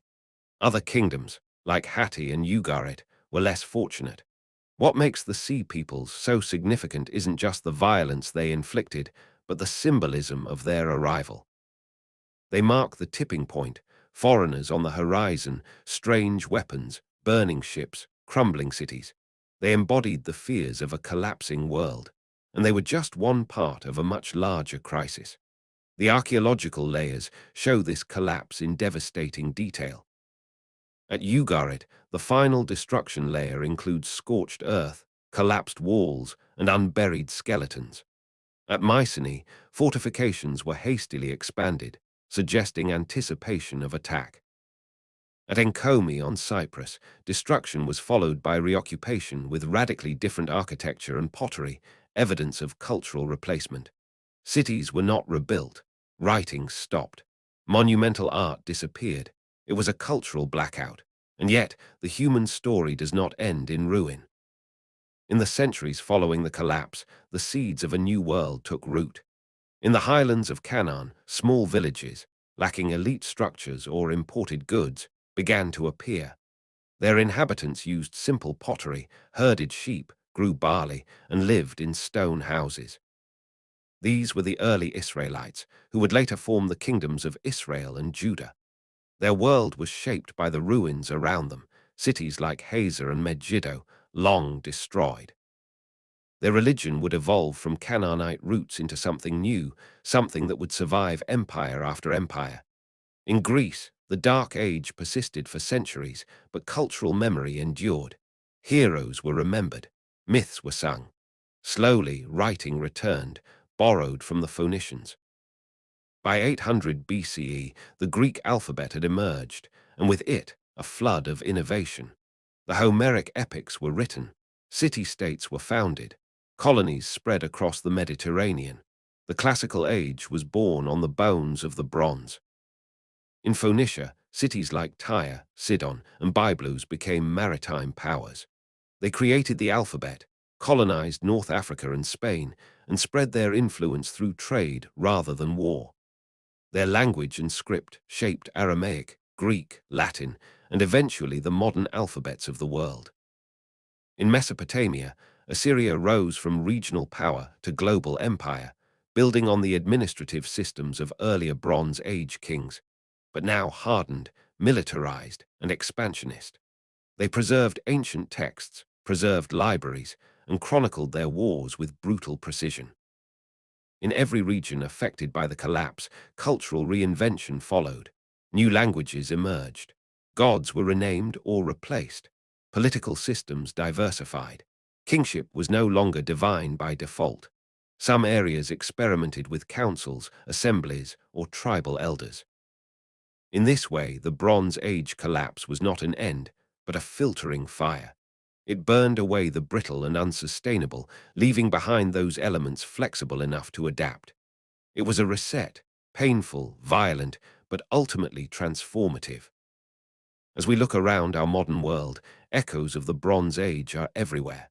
The alphabet we use, the legal codes that shape our societies, the urban planning principles of ancient cities, even the mythic archetypes of heroes, gods, and epic journeys trace back to that time.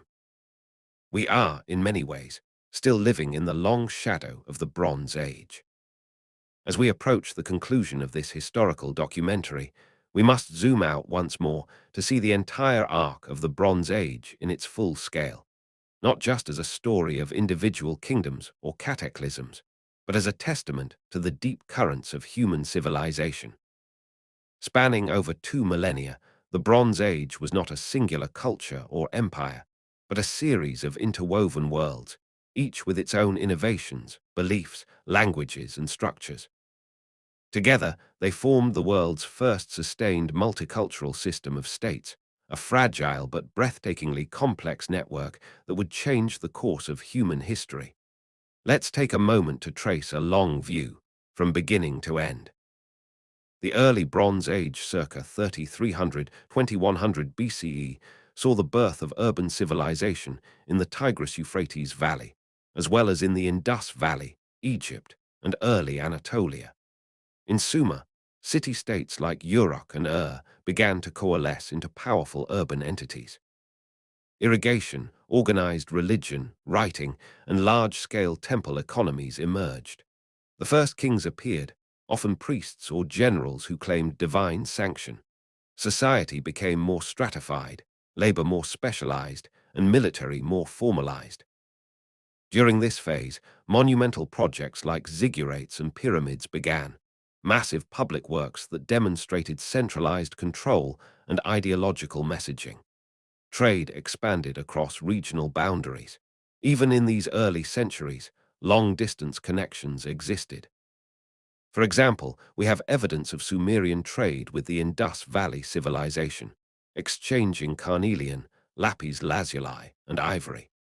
The Middle Bronze Age, circa 2100–1550 BCE, was a time of reorganization and the rise of new powers. After the collapse of the Akkadian Empire, the Roman III dynasty sought to restore Sumerian greatness.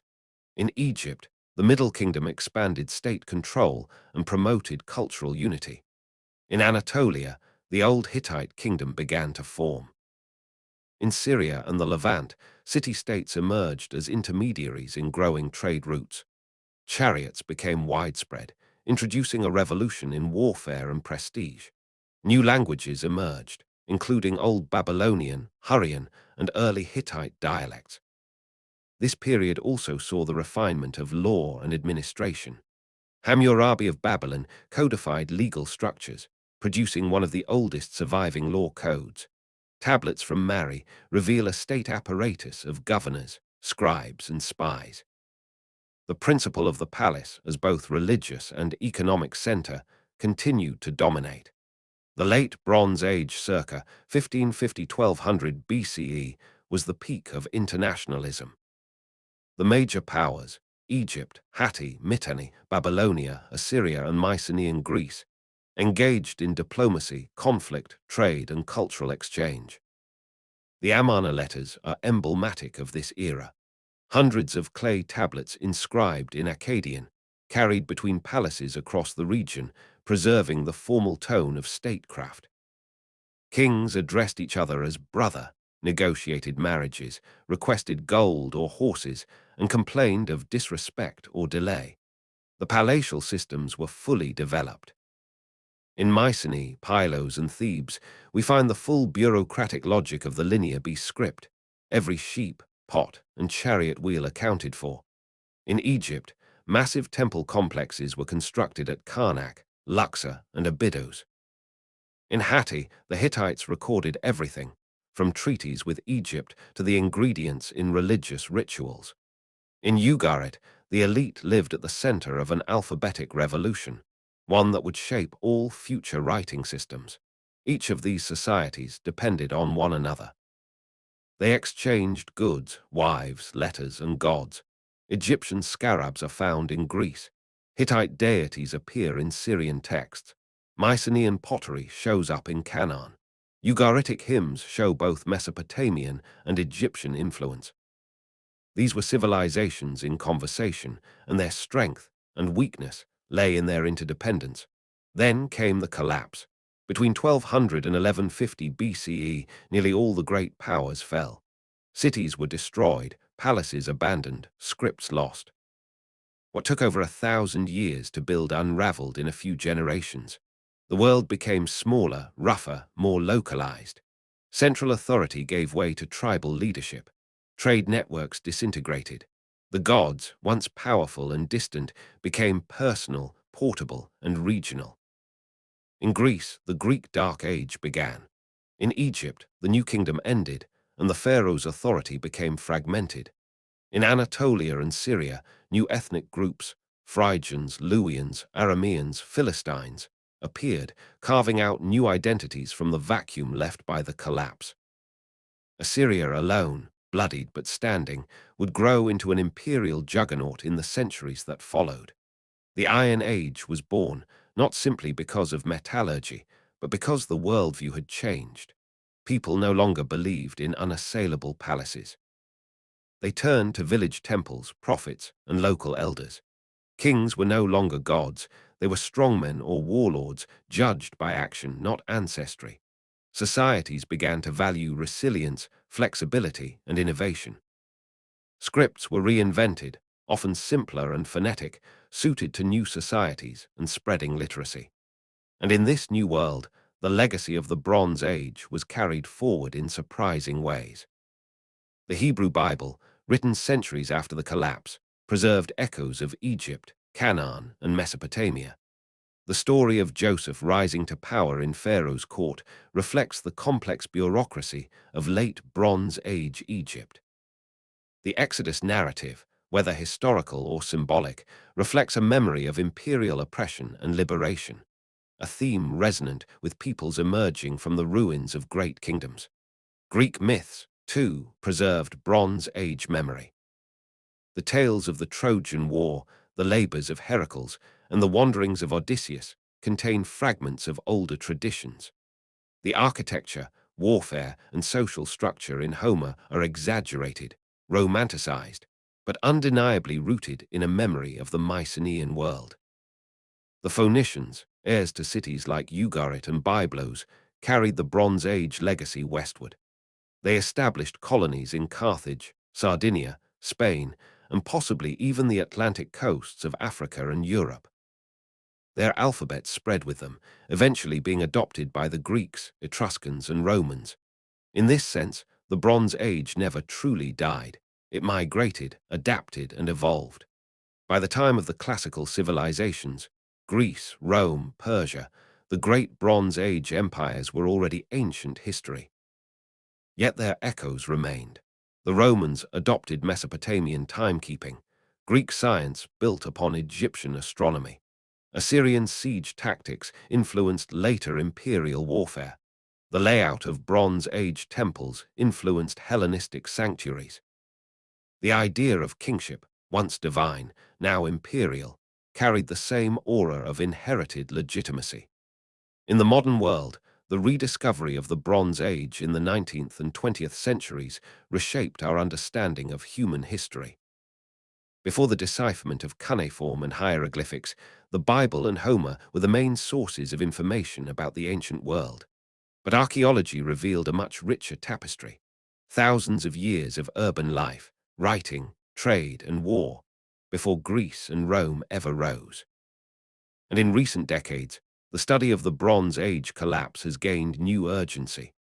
Climate historians, political theorists, and economists see in it a powerful example of systemic risk, how fragile complex systems can be when overextended, dependent on external supplies, or internally imbalanced.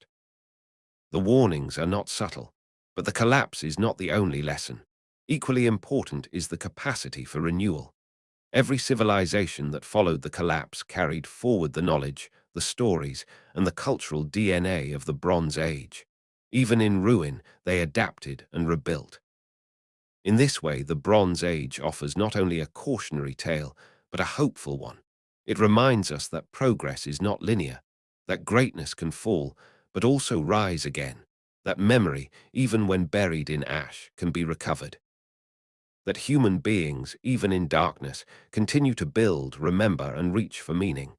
This was the Bronze Age, the first international system, the first great collapse, the foundation of civilization itself.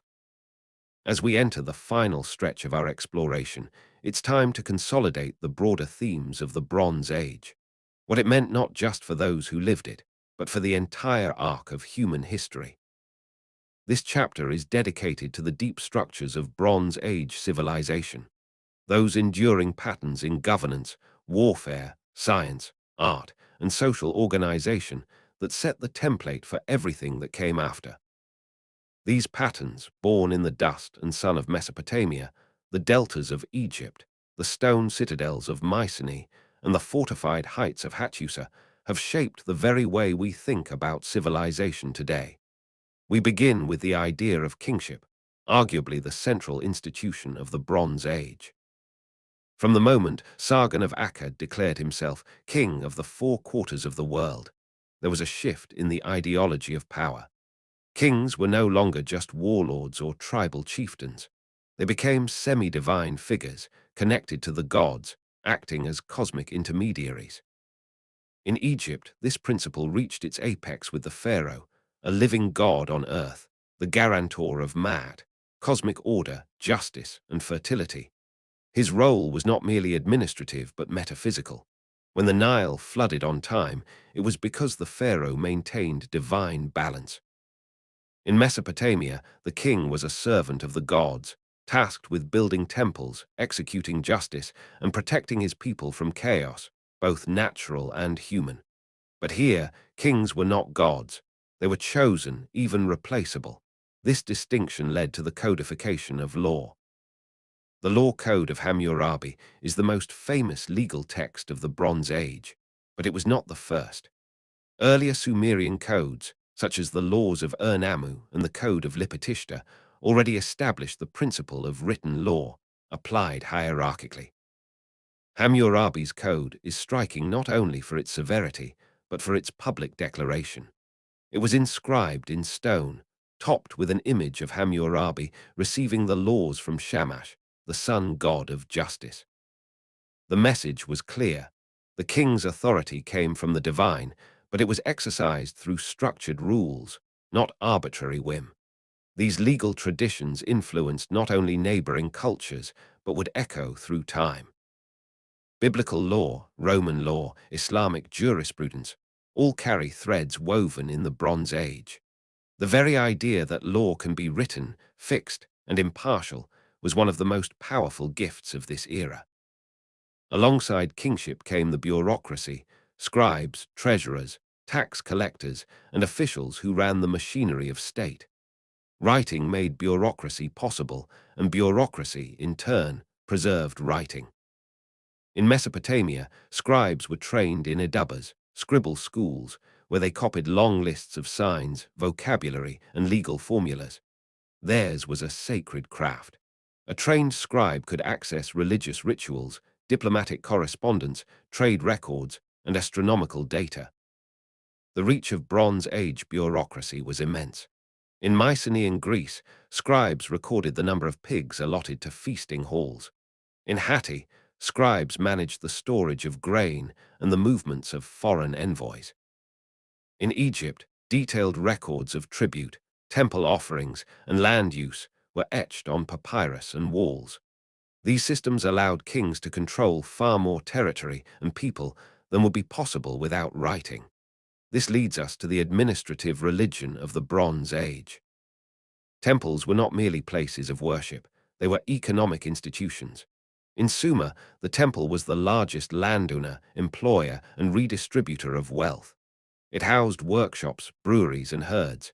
Its staff included priests, guards, cooks, musicians, and accountants. In Egypt, the temples of Karnak and Luxor employed thousands. In Hittite lands, temples stored treaties and seals. The gods were not remote, they were integrated into the economy. But religion was not static. Theologies evolved. Gods changed roles, merged, or faded. Political shifts led to religious reforms.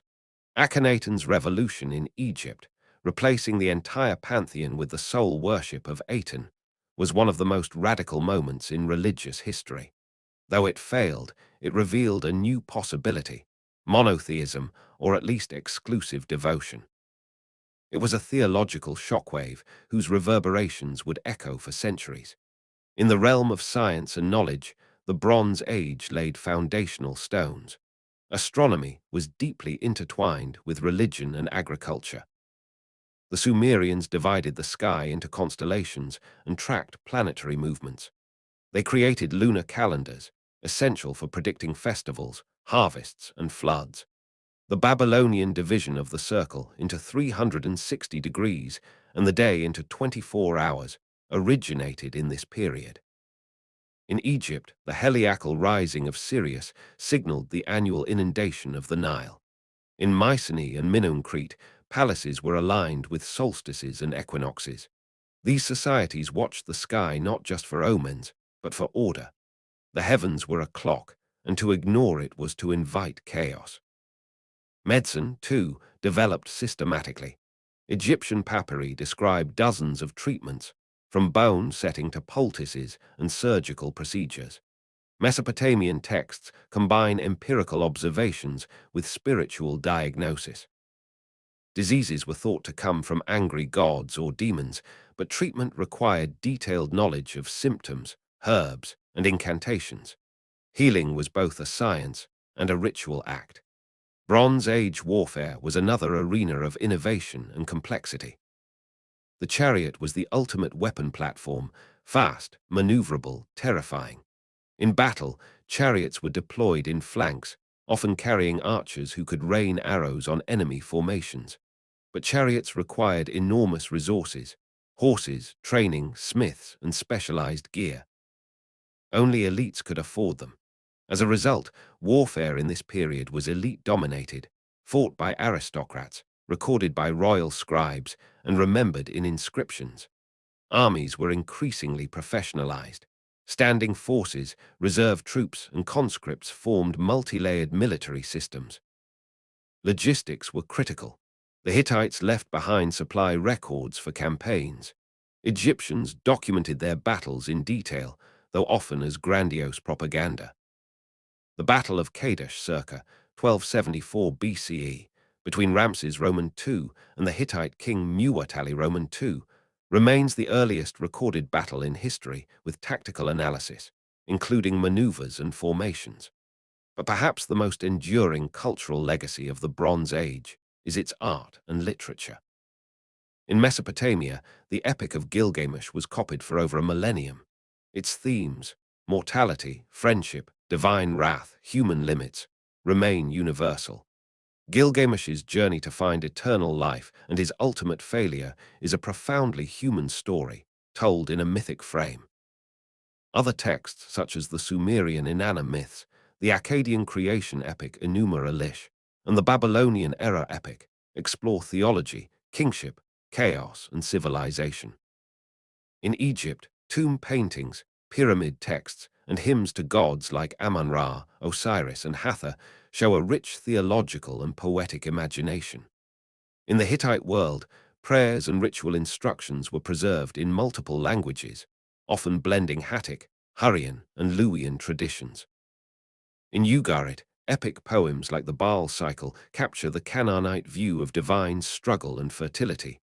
These texts are more than myths. They are windows into worldview, how people understood death, the divine, the natural world, and their place in it. In visual art, the Bronze Age achieved styles of stunning beauty and symbolic power. The Minoan frescoes of Knossos are filled with motion, life, and color. Bull-leaping athletes, dolphins, dancers.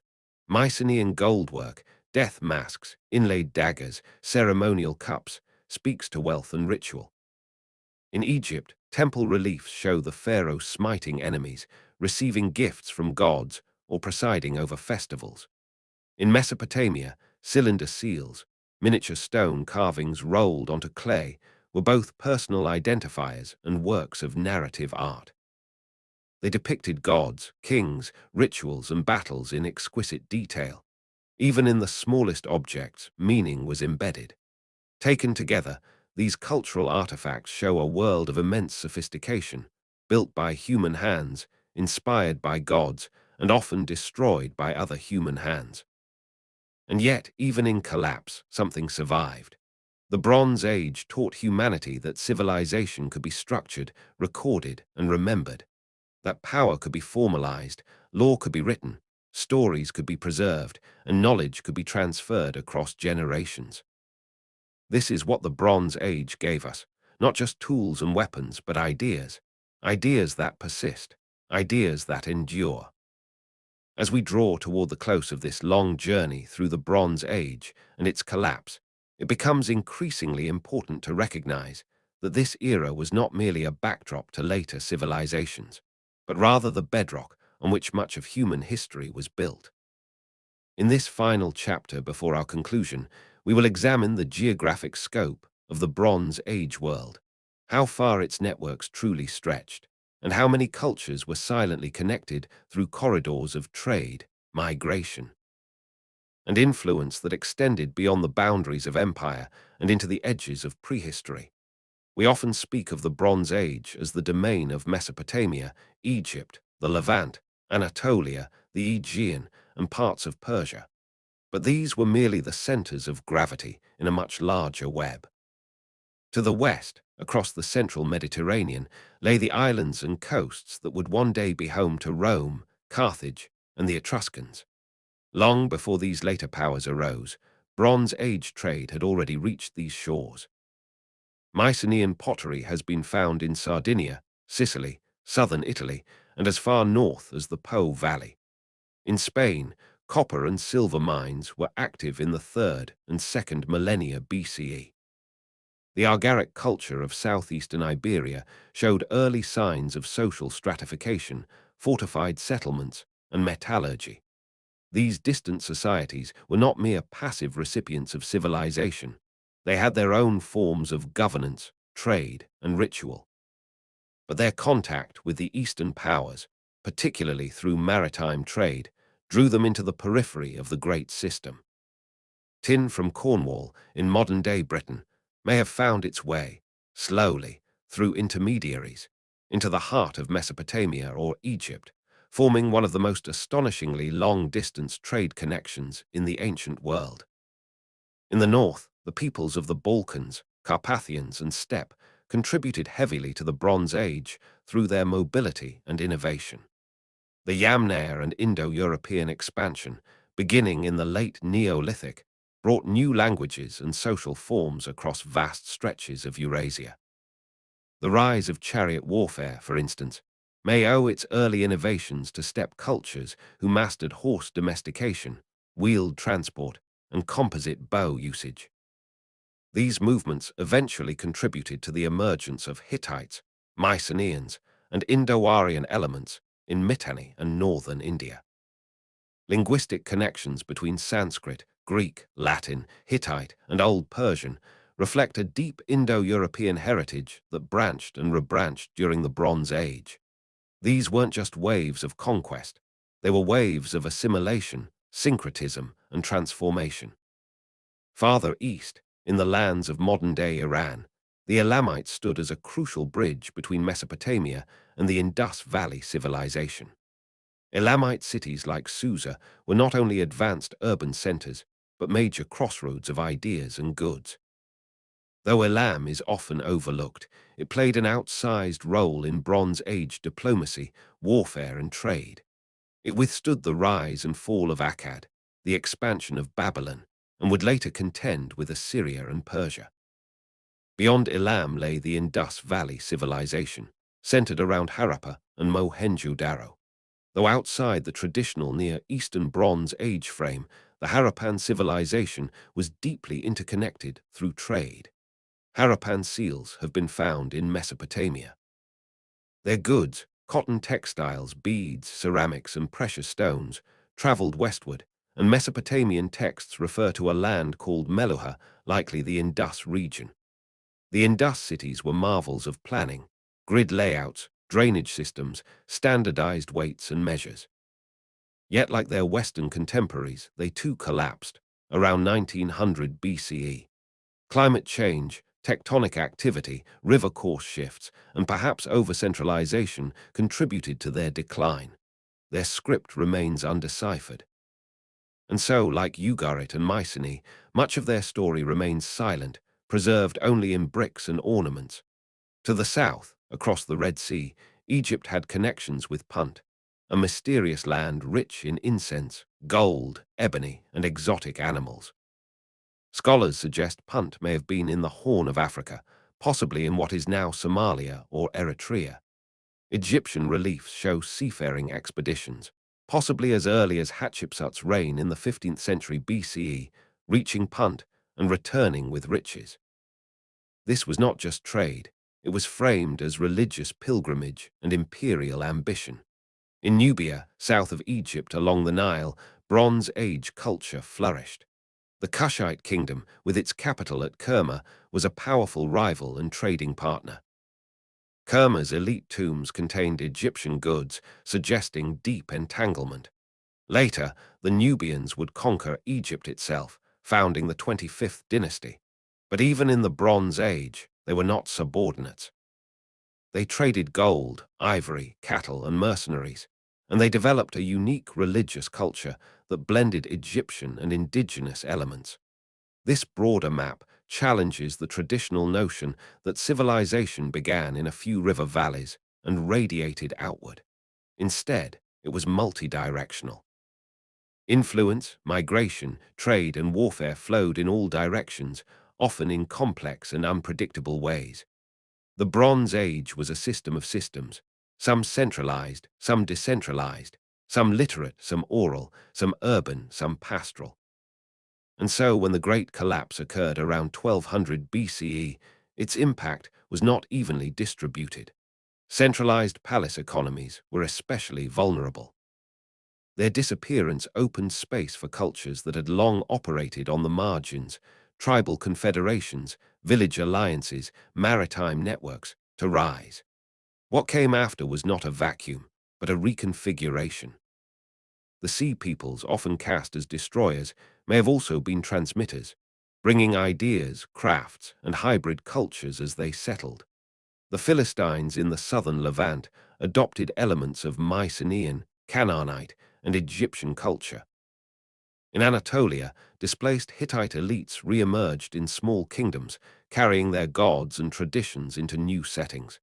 In Greece, the memory of the Bronze Age passed into oral epic, eventually to be captured in writing centuries later.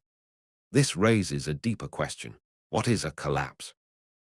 Was the end of the Bronze Age truly a fall into darkness? Or was it a transformation, a shedding of old forms in favor of new ones? If we look purely at administrative structures, writing systems, and urban density, then yes, it was a collapse. But if we look at cultural transmission, technological diffusion, and the long arc of human adaptation, it becomes something more ambiguous. Some regions declined, others adapted. Some technologies disappeared, others spread. Literacy faded in places, but oral culture flourished. Religion became more personal. Power became more localized. It was not the end of civilization, but the end of a certain kind of civilization. That distinction matters, especially today, because the Bronze Age was the first great test of what happens when complex systems fail. And it showed us that collapse is not binary. It is messy, gradual, uneven, and creative as well as destructive. It invites reflection. What do we depend on? What are our supply chains, our elite institutions, our invisible dependencies? And if they were to falter, what would survive? In the aftermath of the Bronze Age collapse, people remembered. They remembered the great cities, the heroic warriors, the mighty gods, and the distant kings who wrote letters in clay. They turned ruins into myths. They transformed memory into identity. And in that act of remembering, they preserved the essence of what had come before. The Bronze Age did not disappear. It was buried, forgotten, shattered, overwritten, but it endured, in stories, in symbols, in bones and bricks and shards of pottery, in the collective memory of humanity. We end this journey not with a single moment, but with a long echo. The Bronze Age was the first time the human species, scattered across river valleys and coasts, began to act as a connected whole. It laid the foundation for what would later be called civilization. But more than that, it established how humans manage complexity, power, belief, conflict, and change. Let us reflect, in closing, on the pillars of that age and how they continue to shape the world we live in. 1. Writing and record-keeping. Without writing, there is no history, only memory, myth, and ruin. The Bronze Age gifted us the first scripts: cuneiform, hieroglyphics, Linear A, Linear B, the Ugaritic alphabet. These systems preserved the thoughts, dreams, fears, and orders of long-dead kings and priests and merchants and scribes. They gave us contracts and epic poems, royal decrees and humble inventories. The act of writing became a revolution greater than fire or the wheel. It made memory permanent. And even when these scripts were lost, they returned. The alphabet we use today is descended by many stages from the Semitic scripts of Bronze Age Canaan. When we write, we are carrying on the work of Ugaritic scribes, Phoenician traders, and Egyptian priests, too. Law and state, the idea that a society can be governed by law, not merely by force, was forged in the Bronze Age. From the laws of Ur-Nammu to Hammurabi's code, we see the emergence of civic order, codified norms that protected property, punished crimes, and attempted to define justice. This was not equality. The Bronze Age was deeply hierarchical, often brutal.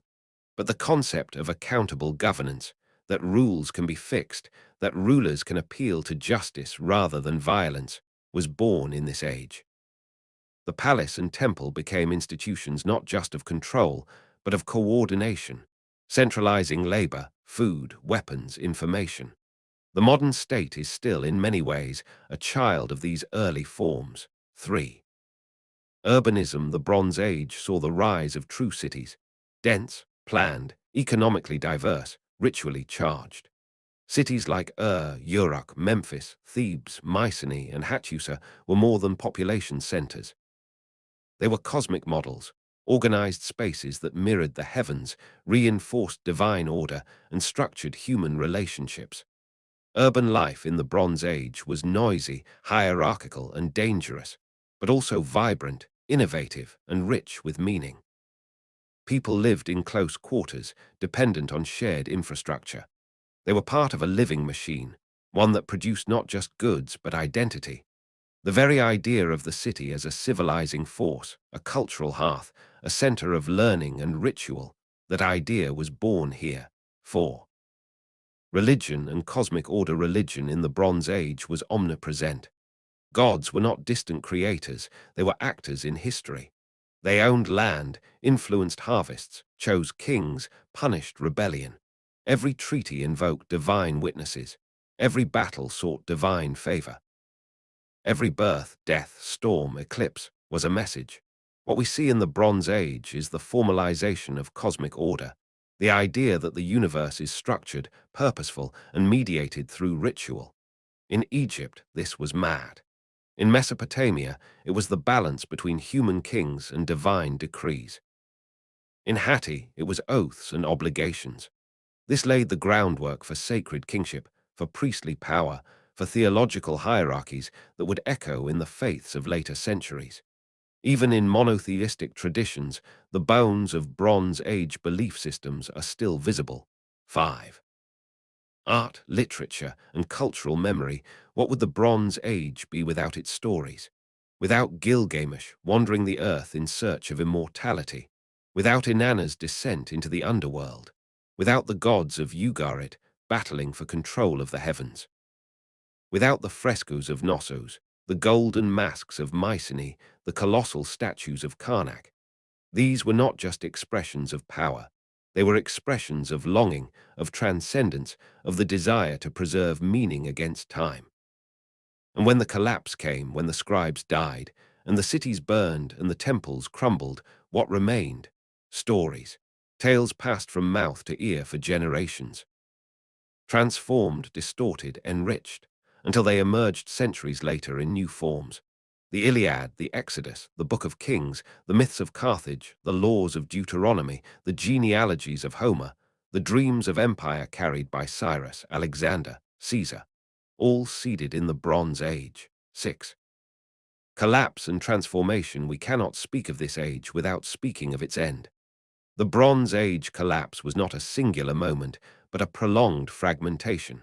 It was systemic, widespread, and near total in some regions, but it was also a crucible. From its ruins came new systems, smaller, more agile, more adaptive. Collapse is part of the human story. It is a rhythm, not a death. What matters is what survives, and how we respond. The people who lived through the end of the Bronze Age didn't know they were entering a new era. They knew only that the old world was gone, and yet they endured. They adapted. They redefined what it meant to be human in a broken world. That is the real legacy of the Bronze Age, not permanence, but resilience. What do we learn, standing here at the edge of 3,000 years of history? We learn that complexity has a price, that every civilization must balance between ambition and stability, that systems, no matter how vast, can break, that memory is fragile, and that even when empires fall, their ideas can survive, buried in clay, whispered in stories, carved in stone. We learn that collapse is not the end. It is the soil from which renewal grows. And most of all, we learn that the Bronze Age, far from being a forgotten prelude to modern history, was the first act in the great drama of human civilization.